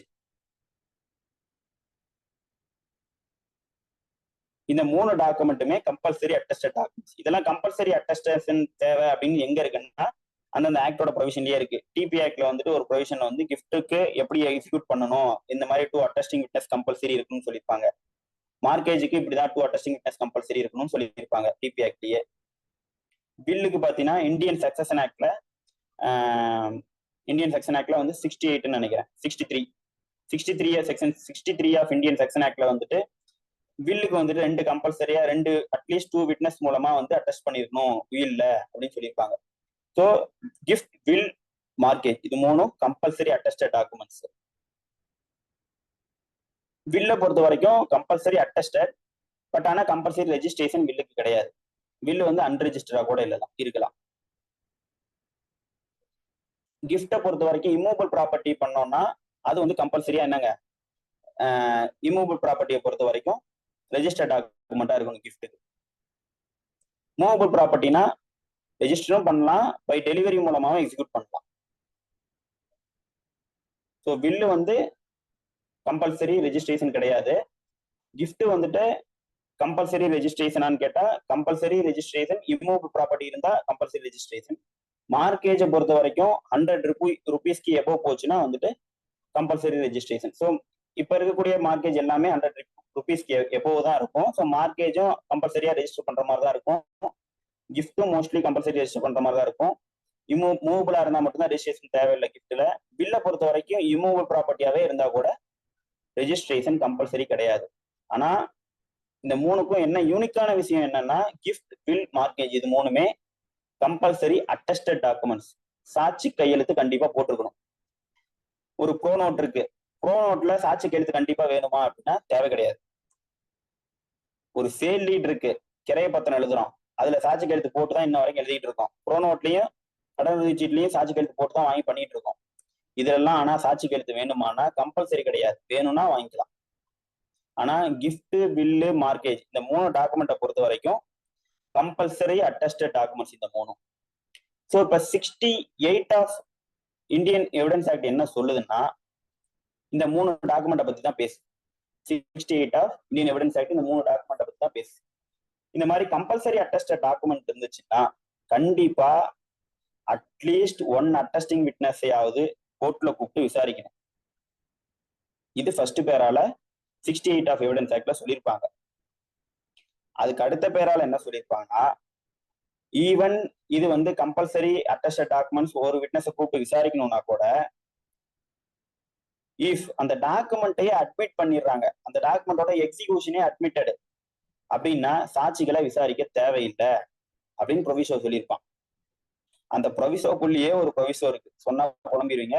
அந்த ப்ரொவிசோக்குள்ள ப்ரொவிசோ என்னன்னா, இது வந்து பில்லுக்கு அப்ளை ஆகாதுன்னு சொல்லியிருப்பான். அப்படின்னா என்ன அர்த்தம்னா, ஒரு வில்லு வந்துட்டு உயிர் இருக்கக்கூடிய கையெழுத்தையோ கைரேகையோ அட்மிட் பண்ணாலும் சரி, டினை பண்ணாலும் சரி, 2 சாட்சிகளை கூப்பிட்டு 2 சாட்சியில ஒரு சாட்சியை கூப்பிட்டு விசாரிச்சே ஆகணும். விசாரிச்சுதான் ப்ரூவ் பண்ணணும் எக்ஸிகியூஷனை. ஸோ வில்லோட எக்ஸிகியூஷனை ப்ரூவ் பண்ணணும்னா வில்ல அட்மிட் பண்ணாலும் சரி, டினை பண்ணாலும் சரி, சாட்சிகளை கண்டிப்பா விசாரிக்கணும்.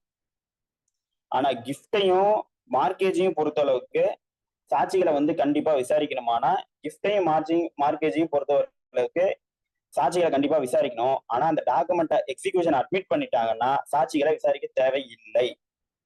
சோ இந்த கேஸ்ல PW1 அவர் மட்டும் தானே விசாரிச்சிருக்கிறாரு, சாட்சியை விசாரிக்கலன்னு சொல்ல முடியுமானா சொல்ல முடியாது. ஏன்னா இந்த கேஸ்ல சிக்னேச்சர் தம்பும் பிரசனை வந்து செட்டில்மெண்ட்ல குப்புசாமி போட்ட வந்து கைரேகையை வந்துட்டு ஒத்துக்கிட்டாங்க, இது வந்து அவரோட கைரேகை தான் அப்படின்றத ஒத்துக்கிட்டாங்க. அது எப்படி போட்டாங்க அப்படின்றதான் டெனை பண்றாங்களே ஒழிய கைரேகையை ஒத்துக்கிட்டாங்க. கைரேகையை ஒத்துக்கிட்ட பட்சத்துல PW1க்கு சாட்சியை விசாரிக்கணும் அவசியம் கிடையாது. ஓகேங்களா? அப்படி சாட்சி விசாரிச்சாலும் கிஃப்டை பொறுத்து சாட்சிக்கு என்ன மட்டும்தான் தெரியும்னா, இவர் கையெழுத்து போட்டாரு, அதை நான் பார்த்தேன், அவர் கையெழுத்து போட்டாரு நான் பார்த்தேன், நான் அவங்க முன்னாடி தான் வந்து கையெழுத்து போட்டேன், இதை தான் சொல்ல முடியுமோ ஒழிய அதை தாண்டி கிஃப்டோட விட்னஸ்னால கண்டென்ட்ஸ் ஆஃப் த டாக்குமெண்ட்லாம் இதெல்லாம் சொல்ல முடியாது. அட்டஸ்டார் இன்னொரு பிரின்சிபல், லீகல் பிரின்சிபலை வந்து மைண்ட்ல வச்சுக்கோங்க. அட்டஸ்டாருக்கு கண்டென்ட்ஸ் ஆஃப் த டாக்குமெண்ட் தெரியணும் அவசியம் கிடையாது. அட்டஸ்டாருக்கு இந்த டாக்குமெண்ட் இவங்க தான் கையெழுத்து போட்டு இது பண்ணாங்க நான் வந்து பார்த்தேன் அப்படின்றத இருந்தாலே போதும். இதை நீங்க தெரிஞ்சுக்கணும்னா அது எப்படி இருக்கும்னு தெரிஞ்சுக்கணும்னா 63 ஆஃப் எவிடன்ஸ் ஆக்ட பாருங்க. பிளஸ் வந்து அட்டஸ்டேஷனோட டெபினிஷன் வந்துட்டு 63 ஆஃப் எவிடன்ஸ் ஆக்ட்ல 63 ஆஃப் இந்தியன் சக்சஷன் ஆக்ட பாருங்க. டிபி ஆக்ட்ல அட்டஸ்டேஷன் எப்படி இருக்கணும்னு சொல்லியிருப்பாங்க. அந்த டிபி ஆக்டோட டெபினிஷன்ல அட்டஸ்டேஷன் எப்படி பண்ணணும்னு சொல்லியிருப்பாங்க, அதை பார்த்துக்கோங்க. அப்படிதான் அட்டஸ்டேஷன் தெரியும். அட்டஸ்டாருக்கு அந்த கண்டிஷன் தான் ஃபுல்ஃபில் ஆகணுமே ஒழிய அட்டஸ்டாருக்கு கண்டென்ட்ஸ் ஆஃப் த டாக்குமெண்டோட உள்ளடக்கங்கள் தெரிஞ்சிருக்கணும்னு அவசியம் கிடையாது. ஸோ அதனால இந்த கேஸ்ல டாக்குமெண்ட்டையே கிஃப்டையே வந்து தமிழ் பிரச்சனையை அட்மிட் பண்ணிட்டனால எக்ஸிகியூஷனை ப்ரூவ் பண்றதுக்கு அவங்க வந்து PW1 மட்டும் விசாரிச்சிருந்தா போதும், மற்ற சாட்சிகளை விசாரிக்க தேவையில்லை. ஓகேங்களா, மற்ற சாட்சிகளை விசாரிக்க தேவையில்லை. PW வந்து இந்த எக்ஸிகியூஷன் வந்து அவங்க அட்மிட் பண்ணிட்டனால அவரோட பர்டன் வந்துட்டு முடிஞ்சு போச்சு. யாருக்கு மேலதான் பர்டன் இருக்குன்னா, இது வந்து மயக்க மருந்தை உட்செலுத்தி இவங்க கிட்ட இருந்து வந்து ஒப்புதல் வாங்கியிருக்காங்க, என்னது ஒரு ஃபோர்ஸ் மூலமாவோ இல்ல ஒரு கோயர்சன் மூலமாவோ ஒரு வற்புறுத்தி, ஒரு மயக்க மருந்து வற்புறுத்தி ஃப்ராடு பண்ணியும் இந்த கைரேகையை வாங்கியிருக்காங்கன்னு ப்ரூவ் பண்ண வேண்டிய வேலை யாருதுன்னா டிஃபெண்டன்டோடது. டிஃபெண்டன்ட் அதுக்கு ஏதாவது பண்ணியிருக்காரான்னா, மியர் வந்துட்டு என்ன மட்டும் தான் வந்து பண்ணியிருக்காருன்னா PW1 கிராஸ் மட்டும் பண்ணி அதுல சில அட்மிஷன் வாங்கியிருக்காரு. அந்த அட்மிஷன் டிஃபெண்டன்டோட கேஸை ப்ரூவ் பண்ற அளவுக்கு இருக்கான்னா ப்ரூவ் பண்ற அளவுக்கு கிடையாது. மியர் அட்மிஷன் வந்து இந்த கோர்ட் வந்து 58 ஆஃப் எவிடன்ஸ் ஆக்ட் ப்ரொவிஷோ படி வந்து இந்த மியர் அட்மிஷன்ஸை நான் வந்துட்டு ப்ரூஃபா எடுத்துக்க முடியாது. அதுவும் தட் இஸ் ஒன்லி சஜஷன். இவர் தான் வந்து இது வந்து நீங்க வந்து ஃபோர்ஸ் பண்ணி தான் வாங்கினீங்க அப்படின்னா அவங்க அட்மிஷன் வாங்கல, இவருக்கு கையெழுத்து போடும் பழக்கம் இருக்கான்னு தான் கேட்கறாங்க. அதுக்கு எக்ஸ்பிளைன் கொடுக்குற மாதிரி கண்டென்ட்ஸ் ஆஃப் த டாக்குமெண்ட்லயே என்ன இருக்குன்னா, கையெழுத்து போடும் பழக்கம் இருக்குன்றத கண்டென்ட்ஸ் ஆஃப் த டாக்குமெண்ட்லயே ஒத்துக்கிறாங்க. ஆனா எதனால கையெழுத்து போடலன்னா, கைரேகை வைக்கிற அளவுக்கு தான் அவருக்கு வந்து ஐசைட்டும் வயது முதிர்ச்சியும் வந்துட்டு கண்ணோட பாதிப்பு இருக்கிறனால கைரேகை வச்சாரு, கையெழுத்து போட முடியாதனால அப்படின்னு சொல்லியிருக்காங்க. ஸோ இது கண்டென்ட்ஸ் ஆஃப் த டாக்குமெண்ட்லயே கிளியரா தெரியுது. அப்படின்ற போது இந்த டாக்குமெண்ட் ஜெனியூனான டாக்குமெண்ட் இல்லை அப்படின்னு சொல்லிட்டு 102 ஆஃப் எவிடன்ஸ் ஆக்ட்ல இருக்கக்கூடிய பர்டனை டிஃபெண்டன்ட் வந்து டிஸ்சார்ஜ் பண்ண தவறிட்டாங்க. தவறதுனால இந்த டாக்குமெண்ட் வந்துட்டு ஜெனியூனான டாக்குமெண்ட் அப்படின்னு சொல்லிட்டு இந்த கோர்ட் வந்து முடிவுக்கு வருது அப்படின்னு சொல்லிட்டு ஃபர்ஸ்ட் இஷ்யூக்கு பிளைன்டிஃப்க்கு ஃபேவரா ஆன்சர் பண்றேன். ஓகேங்களா? ஸோ இப்போ நம்ம இதுல நான் வேற என்னென்ன ப்ரொவிஷன்ஸ்லாம் நீங்க சேர்க்கலாம்னா, டிபி ஆக்ட்ல வந்துட்டு 123 ஆஃப் டிபி ஆக்ட சேர்த்து இதுல டிஸ்கஸ் பண்ணலாம். அந்த sound disposing state of mind இருக்கணும், ஒரு கான்ட்ராக்ட்னா எப்படி இருக்கணும், அதெல்லாம் வந்து கான்ட்ராக்ட் ஆக்ட்ல இருக்கக்கூடிய அந்த 12 இருந்து ப்ரொவிஷன்ஸ்லாம் வரும். அந்த ஃப்ராடு கோயர்சன் அதுல ஏதாவது உங்களால ஆட் பண்ண முடிஞ்சுன்னா அதை ஆட் பண்ணலாம்.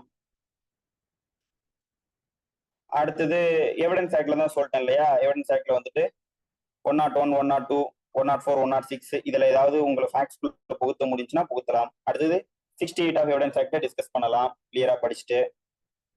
அடுத்தது 91, 92 ஆஃப் இந்தியன் எவிடன்ஸ் ஆக்ட யூஸ் பண்ணலாம். அடுத்தது அட்மிஷன்னா என்ன அப்படின்னு சொல்லிட்டு எவிடன்ஸ் ஆக்ட்ல கொடுத்துருப்பாங்க 17ல. அட்மிஷனோட டெஃபினிஷன் போட்டு அட்மிஷனை எப்படி யூஸ் பண்ணலாம், அட்மிஷனை எப்படி யூஸ் பண்ணலாம்னா யாரு சொல்றாங்களோ அவங்களுக்கு எகென்ஸ்டா தான் யூஸ் பண்ண முடியும், அவங்களுக்கு ஃபேவரா யூஸ் பண்ண முடியாது. அட்மிஷன் எப்படிப்பட்ட அட்மிஷன் மட்டும்தான் கோர்ட் அக்செப்டபிள்னா, செல்ஃப் ஹார்மிங் ஸ்டேட்மெண்ட்ஸ், தன்னைத்தானே ஒரு குற்றச்சாட்டுக்கோ இல்ல வேற ஏதோ ஒரு கடப்பாட்டுக்கோ இருக்கக்கூடிய அட்மிஷன் தான் வந்து ப்ரூஃபா எடுத்துக்க முடியும். நான் நல்லவன் நானே சொன்னா அது வந்து அட்மிஷன் கிடையாது. ஓகேங்களா? நான் நல்லவன் நான் வந்து திருடன் சொன்னா ஆனா அது அட்மிஷன். ஏன்னா என்ன வந்து செல்ஃப் ஹார்மிங்கா இருக்கணும், செல்ஃப் சர்விங் ஸ்டேட்மெண்ட்ஸா இருக்கக்கூடாது. நான் நல்லவன் சொல்லிக்கிட்டேன்னா எனக்கு பயனளிக்கக்கூடிய வார்த்தை தானே அது செல்ஃப் சர்விங் ஸ்டேட்மெண்ட்ஸ். அது வந்து கோர்ட்ல ஏத்துக்குவாங்கன்னா ஏத்துக்க மாட்டாங்க. செல்ஃப் ஹார்மிங் ஸ்டேட்மெண்ட்ஸ் தான் ஏத்துக்குவாங்க. நான் என்ன சொல்லிக்கிறேன்னா, நான் வந்து ஒரு திருடன், நான் இந்த குற்றத்தை ஒத்துக்கிறேன், நான் இந்த மாதிரி கன்ஃபெஷன் கொடுக்குறேன், நான் இந்த மாதிரி வந்து இந்த கேஸை பொறுத்த வரைக்கும் நான் வந்து இந்த கைரேகை வந்து இது பண்ணி தான் வற்புறுத்தி தான் வாங்கினேன் அப்படின்னு சொன்னேன்னா அது செல்ஃப் ஹார்மிங். பிளைன்டிஃப் அப்படி சொல்லியிருந்தாருன்னா செல்ஃப் ஹார்மிங் ஸ்டேட்மெண்ட்ஸ் அவருக்கு எகென்ஸ்டா அது வந்து யூஸ் பண்ணலாம். அந்த மாதிரி ஏதாவது வார்த்தைகள் இருக்கான்னா செல்ஃப் ஹார்மிங் ஸ்டேட்மெண்ட்ஸ் எதுவும் இல்லை. எல்லாம் மியர் சும்மா ஃபார்மல் அட்மிஷன்ஸ் தான் வாங்கியிருக்காங்க. அதே போல வந்து சரி ஓகே இப்ப வந்து இந்த டீட்ல எல்லாம் இப்படி இருக்கு. ஆனா இந்த ரிவகேஷன் டீட்ல பாத்தீங்கன்னு வச்சுக்கோங்க, அவர் கேன்சல் பண்ணாரு இல்லையா, குப்புசாமி கேன்சலேஷன் டீட்ல என்ன எழுதி வச்சிருக்காருன்னா, என்ன எழுதி வச்சிருக்காருன்னு இந்த எவிடன்ஸ்ல கொடுத்திருக்காங்கன்னா, இது வந்துட்டு நான் எப்பயுமே எனக்கு கையெழுத்து போற பழக்கம் தான், போலீஸ் ஸ்டேஷன் போனாலும் பேங்க்ல பணம் எடுக்க போனாலும் நான் கையெழுத்து தான் போடுவோம்னு சொல்லியிருக்காரு. இது அவரோட செல்ஃப் சர்விங் ஸ்டேட்மெண்ட்ஸா செல்ஃப் ஹார்மிங் ஸ்டேட்மெண்ட்ஸான்னு பார்த்தோம்னா, அவருக்கு ஃபேவராவே ஒரு கேன்சலேஷன் டீட்ல ஒரு ரிசைட்டல்ஸ் எழுதிக்கிறாரு, நான் வந்து கையெழுத்து போற பழக்கம் தான் இருக்கு அப்படின்னு எழுதிக்கிறாரு. அதே மாதிரி ரிவகேஷன் டீட்ல வேற என்ன வார்த்தை எல்லாம் இருக்கு, நான் எனக்கு வந்து இந்த மாதிரி மயக்க மருந்து உட்குறுத்தி உட்செலுத்தி பாத்தீங்கன்னா எனக்கு அன்கான்சியஸா இருக்கும் போது இந்த மாதிரி செட்டில்மெண்ட் எழுதி வாங்கிட்டாங்கன்னு சொல்லி அதுவும் அவருக்கு ஃபேவரான வார்த்தை தான் அந்த டாக்குமெண்ட்ல போட்டுக்கிறாரு. ஸோ இந்த குப்புசாமி டிஃபரன்ஸ் கொடுக்குற டாக்குமெண்ட்ஸ் எல்லாமே, அதுக்கு ரிசைட்டல்ஸ் எல்லாமே செல்ஃப் சர்விங் ஸ்டேட்மெண்ட்ஸா இருக்கு. அவங்க எக்ஸிக்யூட் பண்ண டாக்குமெண்ட் கூட வார்த்தைகள் அவங்களுக்கு ஃபேவரா இருக்கு. இதுல என்ன இருக்க போகுது? ஸோ இது அட்மிஷனா அப்படின்னு பார்த்தோம்னா இது அட்மிஷன் கிடையாது. ஸோ இதெல்லாம் self serving statements. It cannot be taken as evidence. Exhibit B1 இருக்கக்கூடிய கண்டென்ட்ஸ் எல்லாம் எவிடன்ஸா எடுத்துக்க முடியாது. அதனால அவர் சொன்ன அந்த எக்ஸிபிட் B1 இருக்க கண்டென்ட்ஸ் எல்லாம் எவிடன்ஸா எடுத்துக்க முடியாதனால ஃபர்ஸ்ட் இஷ்யூ பொறுத்த வரைக்கும் எக்ஸிபிட் A1 ஆன செட்டில்மெண்ட் டீட் வந்துட்டு குப்புசாமி எழுதி கொடுத்த செட்டில்மெண்ட் டீடு ஜெனினான ஒன்று தான். ஏன்னா டிஃபரன் வந்து அவங்க மேல இருந்த பர்டனை டிஸ்சார்ஜ் பண்ண தவறிட்டாங்க. இது வந்து ஃபர்ஸ்ட் இஷ்யூ. ஸோ ஃபர்ஸ்ட் இஷ்யூல எனி டவுட்ஸ் இருந்துச்சுன்னா அதை நாங்கள் எண்ட் ஆஃப் த செஷன்ல கேளுங்க. இப்போ நான் வந்து செகண்ட் இஷ்யூ போறேன், ஏன்னா டைம் கன்ஸ்ட்ரைண்டா இருக்கு. PA 7:11 ஆயிடுச்சு. ஸோ நான் ரெண்டாவது இஷ்யூ போயிடுறேன். இதுதான் ஃபர்ஸ்ட் இஷ்யூ. ஏன்னா இவ்வளோ ஃபர்ஸ்ட் இஷ்யூஸ்க்கு ஏன்னா நான் ஒரு உமா மேம் வந்து சூப்பரா எழுதியிருந்தாங்க. என்ன எழுதியிருந்தாங்கன்னா, எக்ஸிகியூஷன்ன்றது மியர் அட்மிஷன் ஆஃப் சிக்னேச்சர் வந்துட்டு அட்மிஷன் ஆஃப் எக்ஸிகியூஷன் கிடையாது. அட்மிஷன் ஆஃப் எக்ஸிகியூஷன்னா கண்டென்ட்ஸையும் வந்து சேர்த்து அட்மிட் பண்ணியிருந்தாங்கன்னா மட்டும்தான் அட்மிஷனா எடுத்துக்க முடியும். மியர் சிக்னேச்சர் அட்மிஷன் வந்து பண்ணாதுன்றாங்க. அந்த ஒரு இன்டர்பிரேஷன் என்ன பொறுத்த வரைக்கும் இந்த கிஃப்ட் வில்லு மார்க்கேஜுக்கு வருமானம் வராது. ஏன்னா இந்த எக்ஸிகியூஷனை ப்ரூவ் பண்றதுக்கு வேரியஸ் மெத்தட்ஸை கொடுத்துருப்பாங்க. விட்னஸ் இல்லைன்னா என்ன பண்ணலாம் அப்படின்றத கொடுத்துருப்பாங்க. அப்படி கொடுத்துருக்கும் போது அங்க சிக்னேச்சரை ப்ரூவ் பண்றதை மட்டுமே தான் பேசிட்டு இருப்பாங்க. கிஃப்ட் வில்லு மார்க்கேஜை பொறுத்த வரைக்கும் 62ல இருந்து 68ல இருந்து 73 வரைக்கும் கம்பாரிசன் ஆஃப் சிக்னேச்சர் பேசுவாங்க. அந்த சிக்னேச்சர் வேற யாருக்காவது தெரியுமா அப்படின்னா அவங்கள கூப்பிட்டு விசாரிக்கலாம் அப்படிம்பாங்க. ஸோ அந்த மாதிரி வந்து எல்லாமே வந்து 68 பொறுத்த வரைக்கும் அது வந்து கம்பல்சரி அட்டஸ்டட் டாக்குமெண்ட்ஸ்க்கு வருது. அதுல கிஃப்ட்டும் ஒரு டாக்குமெண்ட். கிஃப்ட் மீன் செட்டில்மெண்ட் டீடும் கிஃப்ட் டீடு தான். ஸோ அப்படின்ற போது இந்த டாக்குமெண்ட் செட்டில்மெண்ட் டீடை பொறுத்த வரைக்கும் சிக்னேச்சர் அட்மிஷன்னா அதை வந்து எக்ஸிகியூஷன் அட்மிஷனா தான் ஃபர்ஸ்ட் இஷ்யூ வச்சு நம்ம டிஸ்கஷன் பண்ணி முடிக்க முடியும். அதனால இந்த ஆஸ்பெக்ட்ல பார்க்கும்போது பிளைண்டிஃப் வந்து எக்ஸிகியூஷனை ப்ரூவ் பண்றதா அர்த்தம். ஏன்னா டிஃபனன் வந்து அதை வந்துட்டு அட்மிட் பண்ணிருக்காங்க. அட்மிட் பண்ணிட்டு அதை வந்து ப்ரூவ் பண்றதுக்கு ஒரு ப்ராப்பரான கான்கிரீட்டான எந்தாவது எவிடன்ஸ் விட்டுருக்காங்களான்னா எந்த எவிடன்ஸுமே விடல. மியர் PW1 கிராஸ் பண்ணி சில அட்மிஷன்ஸ் வாங்கியிருக்காங்க, ஃபார்மல் அட்மிஷன். அந்த அட்மிஷன் வந்துட்டு டிஃபனன் வந்து இந்த டாக்குமெண்ட் வந்து வாலண்டரியா வாங்கப்படலை அப்படின்னு ப்ரூவ் பண்ற அளவுக்கு போதுமானதா இல்லைன்னு சொல்லிட்டு இந்த கோர்ட் வந்துட்டு நினைக்கிறதுனால வந்துட்டு இந்த ஃபர்ஸ்ட் இஷ்யூ பிளைண்டிஃப் ஃபேவரா முடிவு பண்ணி இந்த டாக்குமெண்ட் இந்த செட்டில்மெண்ட் டீட் வந்து ஜெனியூனான டாக்குமெண்ட் அப்படின்னு சொல்லி டிசைட் பண்றோம். இது ஃபர்ஸ்ட் இஷ்யூ. என்னென்ன ப்ரொவிஷன்லாம் நான் ஆட் பண்ணலாம் அப்படின்றதையும் நான் முன்னாடியே சொல்லிட்டேன். அடுத்தது செகண்ட் இஷ்யூ. செகண்ட் இஷ்யூ யாராவது படிங்க, என்ன ஃப்ரேம் பண்ணும்? யாராவது எழுதுனீங்களா?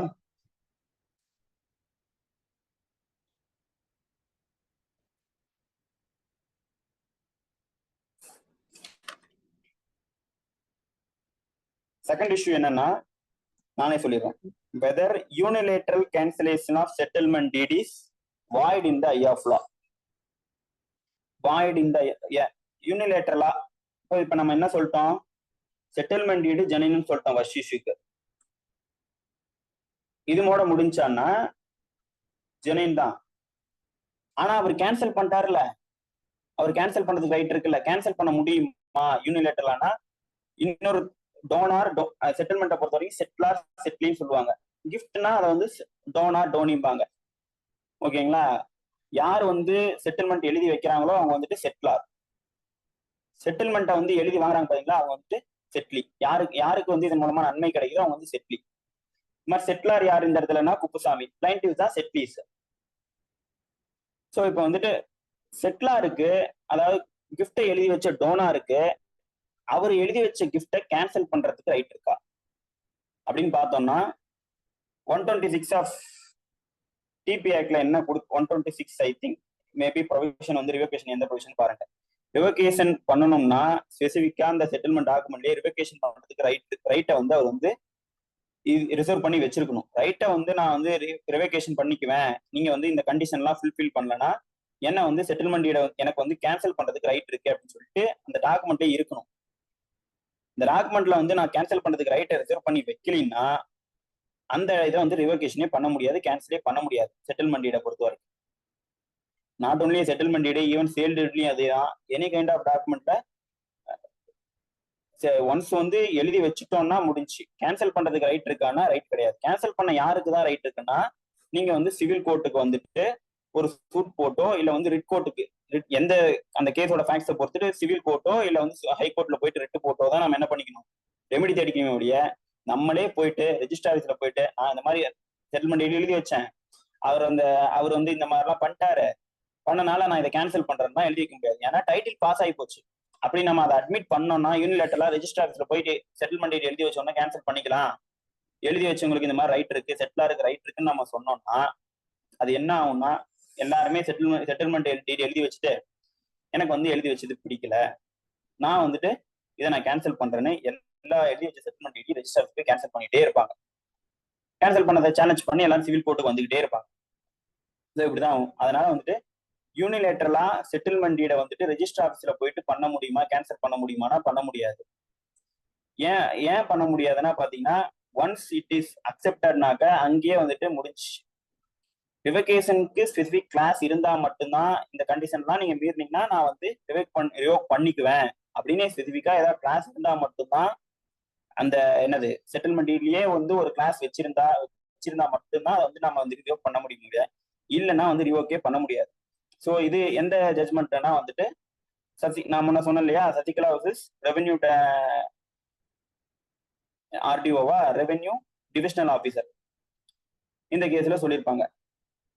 இந்த கேஸ்ல not only settlement deed, sale deed எல்லா வந்துட்டு டாக்குமெண்ட்டும் வந்துட்டு யூனிலேட்டரலா கேன்சல் பண்ண முடியுமானா வில்லை தவிர, டெஸ்டாமெண்ட்ரி டாக்குமெண்ட்டை தவிர. ஏன்னா வில்லு எப்படிப்பட்ட டாக்குமெண்ட், வில்ல நாம இன்னைக்கு எழுதுறோம் அப்படின்னா நாளைக்கு இன்னொரு வில்ல வந்து அந்த வில்ல கேன்சல் பண்ணி இன்னொரு வில்ல எழுதலாம். நான் சாகறதுக்குள்ள எத்தனை வில்லு வேணாலும் வந்துட்டு எழுதிக்கிட்டே இருக்கலாம். ஆனா எந்த வில்லு வந்து ப்ரவேல் ஆகும்னா நான் லாஸ்டா சாகறதுக்கு முன்னாடி எப்ப எந்த வில்ல லாஸ்டா எந்த உயில வந்து லாஸ்டா எழுதணும் அந்த உயில் தான் வந்து செல்லக்கூடிய உயிலா இருக்கும். லாஸ்ட் உயில் தான் வந்துட்டு செல்லும். அதனால வில்ல வந்து கேன்சல் பண்ணிட்டு எத்தனை உயில் வேணாலும் எழுதிக்கலாம். ஏன்னா எனக்கு சாகறதுக்குள்ள எத்தனை வேணாலும் எனக்கு மனசு மாறலாம், யாருக்கு எழுதி வைக்கலான்ட்டு.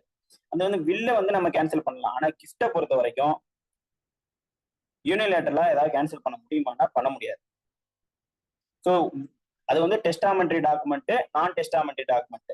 ஓகேங்களா, வில்லுன்றது டெஸ்டாமெண்ட்ரி டாக்குமெண்ட். நான் இறக்கும் தருவாயில நான் வந்து யாருக்கு எழுதி இறக்க போறேன், நான் இறக்கும் போது இந்த சொத்து இன்னொருத்தனுக்கு போய் சேரணுன்றது. ஆனா அது எப்ப வந்து செயலுக்கு வரும், நான் செத்து போனாதான் உயிர் வந்துட்டு நடைமுறைக்கு வரும். யாரு உயிர் எழுதுறாங்களோ அந்த உயிர் எழுதுவர் இறந்தாதான் அந்த உயிரை நடைமுறைக்கு வரப்போகுது. ஆனா கிஃப்ட்ன்றது அப்படியா, இன்னைக்கு நான் எழுதுறேன்னா இன்னைக்கே டைட்டில் பாஸ் ஆயிரும். அதனால இன்னைக்கே டைட்டில் பாஸ் ஆகக்கூடிய நான் டெஸ்டாமெண்ட்ரி டாக்குமெண்ட்ஸ் ஆன gift, sale, any documents, any kind of transfer of title இருந்துச்சுன்னா வில்ல தவிர எதையுமே யூனிலேட்டரலா எழுதி டைட்டில கொடுத்துட்டு கேன்சல் பண்ண முடியாது. ஒரே ஒரு எக்ஸெப்ஷன் என்னன்னா அந்த டாக்குமெண்ட்லயே ஒரு ஸ்பெசிபிக் கிளாஸ் போட்டு இந்த கண்டிஷன் ஃபுல்ஃபில் பண்ணலன்னா நான் ரிவோக் பண்ணிப்பேன் அப்படின்னு இருக்கணும். அப்படி இல்ல, அந்த ரிவோகேஷன் கிளாஸ் இல்லைன்னா யூனிலேட்டர் கேன்சலேஷன்ன்றது வாய்டு. இந்த வார்த்தையை நல்லா அண்டர்லைன் பண்ணி வச்சுக்கோங்க. யூனிலேட்டர் கேன்சலேஷன்ன்றது வாய்டு, வாய்டபிள் கிடையாது, வாய்டு. ஓகேங்களா, இது வந்து second issue. So second issue என்னது முடிவு பண்ணிட்டேன் நான். செகண்ட் இஷ்யூவை பொறுத்த வரைக்கும் இந்த மாதிரி பிளைன்டிஃப் வந்துட்டு பிளைன்டிஃப்க்கு ஃபேவரா ஒரு குப்புசாமி எழுதி வச்சுட்டு இந்த மாதிரி ரீசன்ஸ் எல்லாம் அவரே சில அந்த டாக்குமெண்ட்டுக்கு என்ன ரீசன்ஸ் போட்டிருக்காரு, இந்த மாதிரி எனக்கு வந்து நான் செடேட்டிவ்ஸை வந்து எனக்கு இன்ஜெக்ட் பண்ணிட்டாங்க அப்படின்றதெல்லாம் அந்த டாக்குமெண்ட்ல வார்த்தையா போட்டிருக்காரு. செடேட்டிவ்ஸ் தான் மயக்க மருந்து தரக்கூடிய இதெல்லாம் எனக்கு வந்து செலுத்தி நான் வந்து அன்கான்சியஸா இருக்கும் போது எனக்கு வந்து இந்த வந்து செட்டில்மெண்ட் எழுதிக்கிட்டாங்கன்னா ஒரே வார்த்தையை போட்டுக்கிறாரு. அப்ப எல்லாருமே இதே மாதிரி செட்டில்மெண்ட் எழுதி முடிச்சுட்டு எனக்கு இந்த மாதிரி மயக்க மருந்து செலுத்திட்டாங்க, நான் வந்து எனக்கு இந்த மாதிரி சைன் போடுற பழக்கம் தான் இருந்துச்சு, இந்த மாதிரி வந்து வார்த்தைகளை போட்டு என்னவா மாத்திக்க முடியும்னா எல்லாமே செல்ஃப் சர்விங் ஸ்டேட்மெண்ட்ஸ், அவருக்கு பயனளிக்கக்கூடிய ஸ்டேட்மெண்ட்ஸ். அப்படி நம்ம எழுதி கொடுத்துட்டு இன்னொரு தேர்ட் பார்ட்டிக்கு வித்துட்டு போயிடலாம், அதன் மூலமா நமக்கு அமௌண்ட் கிடைக்கும். ஸோ இந்த மாதிரி எல்லாருமே வந்து செட்டில்மெண்ட் எழுதி கொடுத்துட்டு கேன்சல் பண்ணிட்டு இருக்கிறது சரியா வராதுன்றனால செட்டில்மெண்ட் இல்ல ஸ்பெசிபிக் கிளாஸ் ரிவகேஷன் கிளாஸ் இல்லாத பட்சத்துல அந்த மாதிரி ரிவகேஷன் நடந்துச்சுன்னா அது வந்து வாய்டு. இதுக்கு நீங்க ஃபுல் அண்ட் ஃபுல் ஜட்மெண்ட்ஸ் ஏதாவது ரெஃபர் பண்ணணும்னா Sasikala versus revenue divisional office ஜட்மெண்ட்டை ரெஃபர் பண்ணுங்க. இது வந்து இப்ப நான் சொல்லக்கூடிய 2 ஜட்மெண்ட்டுமே அனதுலா சுதாகர் சொன்னேன்,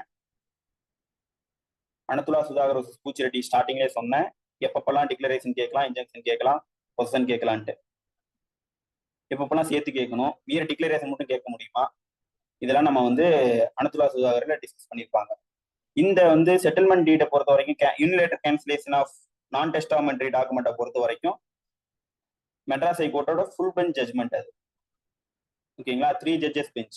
ஃபுல் பெஞ்ச்னா 3 ஜட்ஜஸ், கான்ஸ்டியூஷன் பெஞ்ச் அப்படின்னு சொன்னோம்னா 5 ஜட்ஜஸ், டிவிஷன் பெஞ்ச்னா 2 ஜட்ஜஸ் இருப்பாங்க. இந்த ஜட்மெண்ட் வந்து full bench 3 judges bench Sasikala versus revenue divisional ஆஃபீஸர்ன்றது ரீசன்ட் ஜட்மெண்ட் தான், 2023 வந்தது தான். ஸோ அதனால பாத்தீங்கன்னா இந்த settlement deed not a voidable, ஓகேங்களா, not a valid, it is a void document. Void டாக்குமெண்ட்னா செல்லவே செல்லாது, அப்படி ஒரு டாக்குமெண்ட்டே எக்ஸிக்யூட்டே பண்ண முடியாது. அப்ப ரெஜிஸ்டர் ஆஃபீஸ்ல போய் ரெஜிஸ்டர் பண்ணாலே அதுக்கு என்ன ரெஜிஸ்டர் ஆஃபீஸ் பண்ண தப்பானா ரெஜிஸ்டர் ஆஃபீஸ் பண்ண தப்பு தான். அந்த டாக்குமெண்ட்ல ஸ்பெசிஃபிக்கா என்ன சொல்லியிருப்பாங்கன்னா ரெஜிஸ்டரிங் அத்தாரிட்டிக்கு இந்த மாதிரி ஒரு கேன்சலேஷன் பண்றதுக்கே பவர் கிடையாது, அந்த மாதிரி பண்ணாங்க அப்படின்னா அந்த டாக்குமெண்ட் வாய்டு அப்படின்றவாங்க. ஸோ ரெஜிஸ்ட்ரேஷன் அத்தாரிட்டிக்கு இந்த மாதிரி ஒரு டாக்குமெண்ட் எக்ஸிக்யூட் பண்றதுக்கே ரைட் கிடையாது அப்படின்ற போது இந்த டாக்குமெண்ட் வாய்டுன்றனால இப்போ ஒரு டாக்குமெண்ட் ஒரு வாய்டபிள் டாக்குமெண்டா இருந்துச்சுன்னா நம்ம என்ன கேட்கலாம், இது செல்லாதுன்னு சொல்லி டிக்ளேர் பண்ணுங்கன்னு கேட்கலாம். ஓகேவா, அப்ப எனக்கு அந்த டாக்குமெண்டே வாய்டு செல்லாதுன்னு வாய்டபிள், நான் வந்து ஃப்ராடு அண்டி இன்ஃபுளுன்ஸ்லாம் இருந்துச்சுன்னா அது வந்து வாய்டபிள் கான்ட்ராக்ட். இந்த டாக்குமெண்ட்டை பொறுத்தவரை இது வாய்ட் டாக்குமெண்ட், இதை பொறுத்து நான் வந்து ஏதாவது ரிலீஃப் கேட்கணுமா, இந்த டாக்குமெண்ட் வந்து செல்லாதுன்னு கேட்கணுமா, இந்த டாக்குமெண்ட் வந்துட்டு செல்லாது, இந்த டாக்குமெண்ட் வந்து செல்லாதுன்னு சொல்லி எனக்கு வந்துட்டு உத்தரவு போடுங்க, விளம்புகை பண்ணுங்க, டிக்ளேர் பண்ணுங்க, நல்லன் வாய்னு சொல்லி டிக்ளேர் பண்ணுங்க, நல்லன் வாய்டுன்னு சொல்லி டிக்ளேர் பண்ணுங்க. எப்ப கேட்கலாம்னா இந்த டாக்குமெண்ட் வாய்டபிளா இருந்து அப்படின்னா என்ன அர்த்தம், நம்மளுக்கு வாய்டு பண்றதுக்கு ஒரு ஆப்ஷன் இருக்கு அப்படின்னா அதை நம்ம நல்லன் வாய்னு கேட்கலாம். ஒரு டாக்குமெண்ட் வந்துட்டு வாய்ட் டாக்குமெண்டா இருந்துச்சுன்னா அந்த டாக்குமெண்ட்டை பொறுத்து நம்ம வந்து இந்த டாக்குமெண்ட் வந்து நல்லன் வாய்னு டிக்ளேர் பண்ணுங்கன்ட்டு ஒரு ரிலீஃப் கேட்கணுமானா கேட்கவே தேவையில்லை. ஸோ அப்படின்ற போது செகண்ட் இஷ்யூவை பொறுத்த வரைக்கும், ஏன்னா ஒருத்தரோட ஜட்மெண்ட் எழுதும் போது நான் பார்த்தேன் இதுல வந்து மியர் டிக்ளரேஷன் மட்டும் எடுத்துருக்காங்க, வேற ஏதாவது ரிலீஃப் இருந்துச்சுன்னா கான்சிக்வன்சியல் ரிலீஃப் இருந்துச்சுன்னா அதையும் கேட்டிருக்கணும், அந்த மாதிரிலாம் சொன்னாங்க. இங்க பொசிஷன் டிஸ்டர்ப் ஆகுதுன்னு எங்கேயா இருக்கா, இல்ல. அப்படின்னா தான் நான் வந்து இன்ஜெக்ஷன் கேட்கணும். இங்க வந்து எனக்கு நான் பொசிஷன்ல இல்லைன்னு பிளைண்டிஃப் ஏதாவது சொல்றாரா, ஏன்னா பிளைண்டிஃப் தான் பொசிஷன்ல இருக்கு டாக்ஸ் ரெசிப்ட் கட்டன்னு சொல்றாரு. அப்படின்ற போது பிளைண்டிஃபை பொறுத்த வரைக்கும் அவர் பொசிஷன்ல இல்லைன்னா தான் பொசிஷன் ரிலீஃப் கேட்கணும். அவர் வந்து இந்த டாக்குமெண்ட் வந்து வாய்டபிள் டாக்குமெண்டா இருந்தாதான் அந்த டாக்குமெண்ட் வந்து வாய்டுன்னு சொல்லி டிக்ளேர் பண்ணுன்னு கேட்கணும். அந்த டாக்குமெண்டே வாய்டு ஒன். ஸோ அப்படின்ற போது நான் வந்து அந்த டாக்குமெண்ட்டை என்ன பண்ணிடலாம், அந்த டாக்குமெண்ட்டை இக்னோரே பண்ணலாம். இந்த டாக்குமெண்ட் வந்து வாய் டாக்குமெண்ட், அதனால இக்னோர் பண்றேன். நான் ஏன் டிக்ளரேஷன் ரிலீஃப் கேட்கறேன்னா there is cloud on title. டைட்டில்ல எனக்கு கிளவுட் உருவாயிருக்கு, அந்த எனக்கு இருக்கக்கூடிய உரிமை மூலத்துல எனக்கு வந்து பிரச்சனை இருந்திருக்கு. அப்படின்ற போது இந்த டாக்குமெண்ட்டே வந்துட்டு கிளவுட் ஆன் டைட்டிலா இருக்கிறனால இந்த டாக்குமெண்ட் வந்து எனக்கு வந்து இந்த என்னோட வந்து உரிமை மூலம் வந்து சர்ச்சைக்குள்ளானதால நான் வந்து டிக்ளரேஷன் இந்த சூட் ப்ராப்பர்ட்டி எனக்கு புரியுது அப்படின்னு சொல்லி டிக்ளரேஷன் மட்டும் கேட்டிருக்கேன், உரிமை மூலத்தை மட்டும் கேட்டிருக்கேன். ஸோ நான் வந்து என்ன கேட்க தேவையில்லை, பிளைண்டிஃப் என்ன கேட்க தேவையில்லை, இந்த டாக்குமெண்ட் வந்து வாய்டுன்னு சொல்லி டிக்ளேர் பண்ண தேவையில்லை, கேட்க தேவையில்லை. எனக்கு வந்து பிரதிவாதிகள் என்னோட அனுபவத்தை தடுக்கிறாங்க அதனால இன்ஜெக்ஷன் கொடுங்கன்னு கேட்க தேவையில்லை. இல்ல வந்துட்டு இந்த டாக்குமெண்ட் எனக்கு இந்த ப்ராப்பர்ட்டியில எனக்கு பொசிஷன் இல்லை அப்படின்னா பொசிஷன் கொடுங்கன்னு தேவையில்லை. ஏன்னா பொசிஷன்ல இவர் தான் இருக்கிறாருன்னு இவரே சொல்லிக்கிறாங்க. பிளஸ் வந்து பொசிஷன் யாருக்கான்றது டிஸ்பியூட்டே கிடையாது முதல்ல. அப்படின்னும் போது நம்ம அதை டிசைட் பண்ண தேவையில்லை. அந்த பொசிஷனை டிஸ்டர்ப் பண்றாங்கன்னு யாரும் சொல்லலை, அப்படிங்கும் போது அதை நம்ம டிசைட் பண்ண தேவையில்லை. ஒரு டாக்குமெண்டே வாய்டா இருந்துச்சுன்னா செட்டில்மெண்ட் டீடே வாய்டு. அப்ப செட்டில்மெண்ட் டீட ஒற்றி எழுதப்பட்ட சேல் டீட் என்னங்க, வாய்டு தான். செட்டில்மெண்ட் டீடே வாய்டுன்ற போது குப்புசாமிக்கு செட்டில்மெண்ட் டீடு கேன்சலேஷன் பண்றதுக்கே ரைட் இல்லைன்ற போது அதை கேன்சல் பண்ணி இன்னொருத்தருக்கு தேர்ட் பார்ட்டியான டிஃபெண்டருக்கு வந்துட்டு அதை சேல் பண்றதுக்கு ரைட் இருக்குமா, ரைட் இருக்காது. ஸோ அந்த அடுத்த இஷ்யூ என்ன ஃப்ரேம் பண்ணோம், இந்த செட்டில்மெண்ட் டீட், இந்த சேல் டீட் வந்து சோ வந்து டிஃபென்ஸ்க்கு வந்து குப்புசாமி வந்து செட்டில்மெண்ட்டை கேன்சல் பண்ணிட்டு எழுதி வச்சாரு. அந்த டாக்குமெண்ட் வந்து வேலிடா இல்லையான்னு ஃப்ரேம் பண்ணணும் ரிட்டன் ஸ்டேட்மெண்டோட அவர்மெண்ட்ஸ் வச்சு. அந்த டாக்குமெண்ட் வேலிடா இல்லையா அப்படின்னு பார்த்தோம்னா அந்த டாக்குமெண்ட்டும் வேலிட் கிடையாது. ஏன்னா வாய்ட் டாக்குமெண்ட்டை பேஸ் பண்ணி இன்னொரு டாக்குமெண்ட் எழுதுறாங்க, அந்த டாக்குமெண்ட்டும் செல்லாது. ஸோ அதை பொறுத்த ரிலீஃப் கேட்கணுமானா கேட்க தேவையில்லை. ஏன்னா வாய்ட் டாக்குமெண்ட் அடிப்படையில தான் இந்த டாக்குமெண்ட்ஸ்லாம் வாய்டபிள் கிடையாது. ஸோ செகண்ட் இஷ்யூ டிசைட் பண்ணிட்டோம். இது செகண்ட் இஷ்யூ பத்தி நான் டெப்த் போகணும்னா நீங்க வந்து Sasikala versus revenue division officer ஜட்மெண்ட்டை ரெஃபர் பண்ணலாம். அடுத்து தேர்ட் இஷ்யூ சொல்லிட்டோம். தேர்ட் இஷ்யூ என்ன, வெதர் சேல் டீட் அந்த சேல் டீட் வந்துட்டு டிஃபரன்ஸ் ஃபேவரா குப்புசாமி சேல் டீட் வந்து செல்லுமா செல்லாதான்றதான் இஷ்யூ. அதுவும் செல்லாதுன்னு முடிவு பண்ணிட்டோம் தேர்ட் இஷ்யூ. ஃபோர்த் இஷ்யூ என்ன ஃப்ரேம் பண்ணோம்னா whether the suit is barred by limitation or not.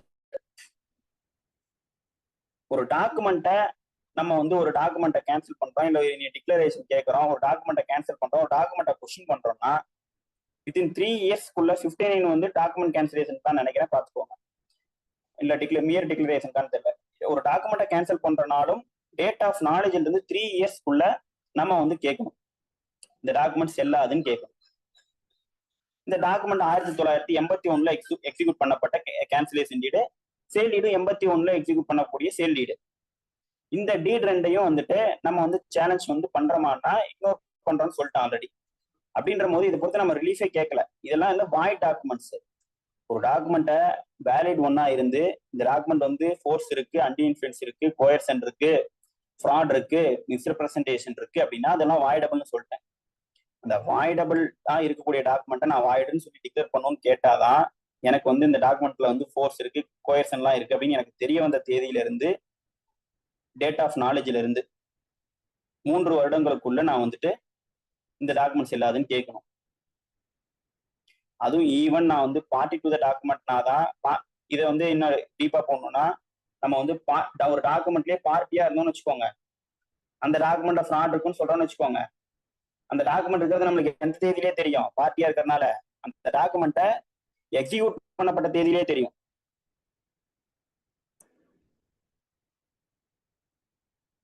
Okay, ஒரே நிமிஷங்க.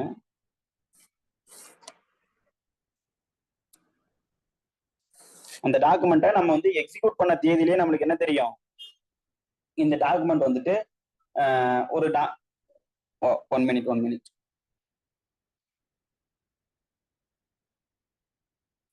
சாரி ஸோ கண்டினியூ பண்றேன். அந்த டாக்குமெண்ட்ல நம்ம பார்ட்டி டு த டாக்குமெண்டா இருந்தோம்னா டாக்குமெண்ட் எக்ஸிக்யூட் பண்ணும் போதே அந்த டாக்குமெண்ட் ஒன்று இருக்கிறதே தெரியும். அப்ப டேட் ஆஃப் நாலேஜ் என்னைக்கு வரும்னா அந்த டாக்குமெண்ட் எக்ஸிக்யூட் பண்ணப்பே நம்மளுக்கு டேட் ஆஃப் நாலேஜ் வந்துடும் பார்ட்டி டு த டாக்குமெண்டா இருந்தோம்னா. இதெல்லாம் வந்து இந்த கேஸுக்கு இல்லவன்ட்டுல தெரிஞ்சுக்கிறதுக்காக சொல்றேன். Not party to the document, நம்ம அந்த டாக்குமெண்ட்ல பார்ட்டி இல்லை, ஆனாலும் அதை நம்ம வந்து வாய்டபிள்ன்றதுக்கு ஆப்ஷன் இருக்கு, அதனால நம்ம வந்து வாய்டுன்னு கேட்க போறோம். அப்படின்னா நம்மளுக்கு டேட் ஆஃப் நாலேஜ் நம்ம வந்து நம்ம நிறைய கேஸ்ல என்ன பண்ணுவோம்னா இன்னைக்குதான் எனக்கு டேட் ஆஃப் நாலேஜ் வந்துச்சு அப்படின்னு சொல்லி நிறைய கேஸ்ல போடுவோம். ரீசெண்டா தான் வந்துச்சுன்னு சொல்லிட்டு லிமிடேஷன்ல இருந்து எஸ்கேப் ஆகிறதுக்காக நம்ம சொல்லுவோம். அந்த இதை நம்ம எப்ப எடுக்க முடியும்னா நாட் பார்ட்டி டு த டாக்குமெண்ட்னா மட்டும்தான் எனக்கு டேட் ஆஃப் நாலேஜ் இப்பதான் வந்துச்சுன்னு சொல்ல முடியும். நம்ம டாக்குமெண்ட்லயே பார்ட்டியா இருக்கு பட்சத்துல டேட் ஆஃப் நாலேஜ் அப்படின்றது என்னன்னா டேட் ஆஃப் எக்ஸிகியூஷன்.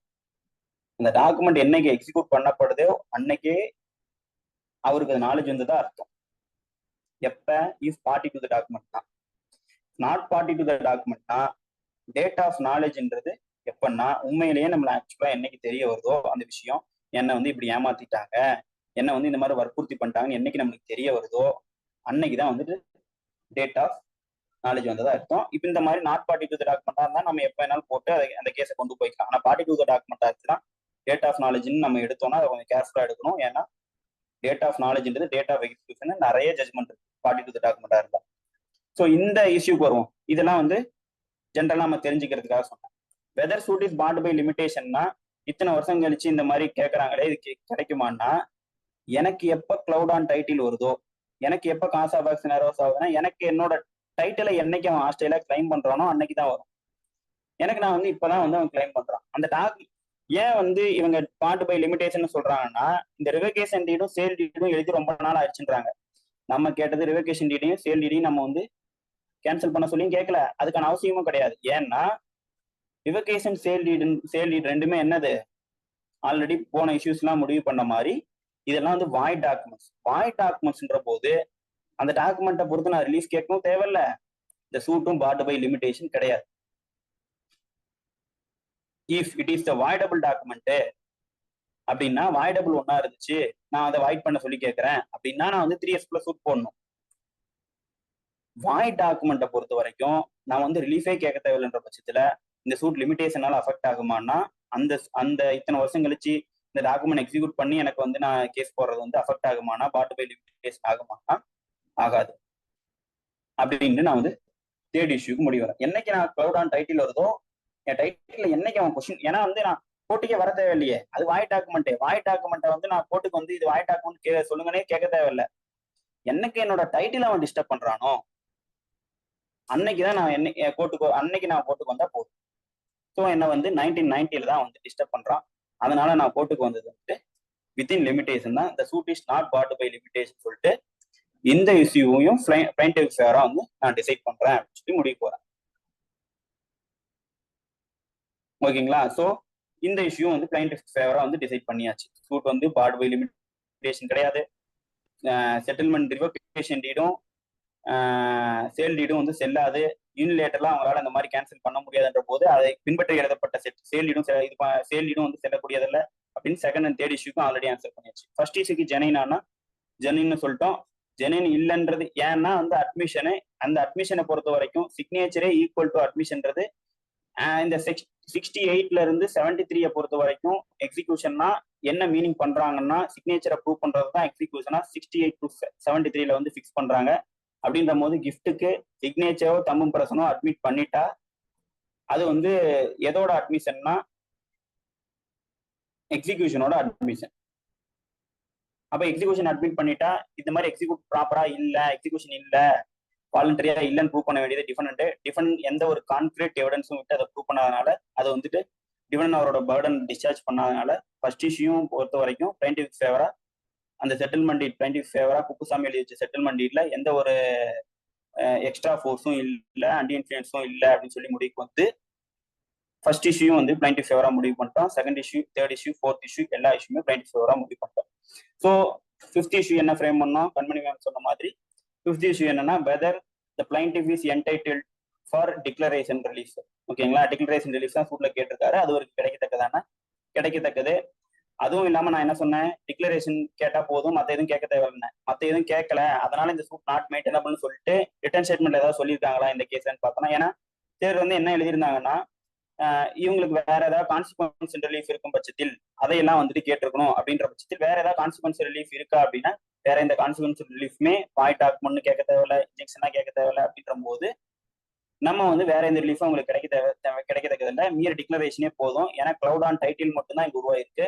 அப்படின்னால பிளைன்டிஃப்க்கு சூட் வந்து ஃபர்ஸ்ட் நான் சொன்னப்பட்ட அந்த 4 இஷ்யூஸ்மே பிளைன்டிஃப் ஃபேவரா இந்த டாக்குமெண்ட் ஜெனின்னு முடிவு பண்ணியாச்சு, கேன்சலேஷன் டீடும் சிஎல் டீடும் வாய்டுன்னு முடிவு பண்ணியாச்சு.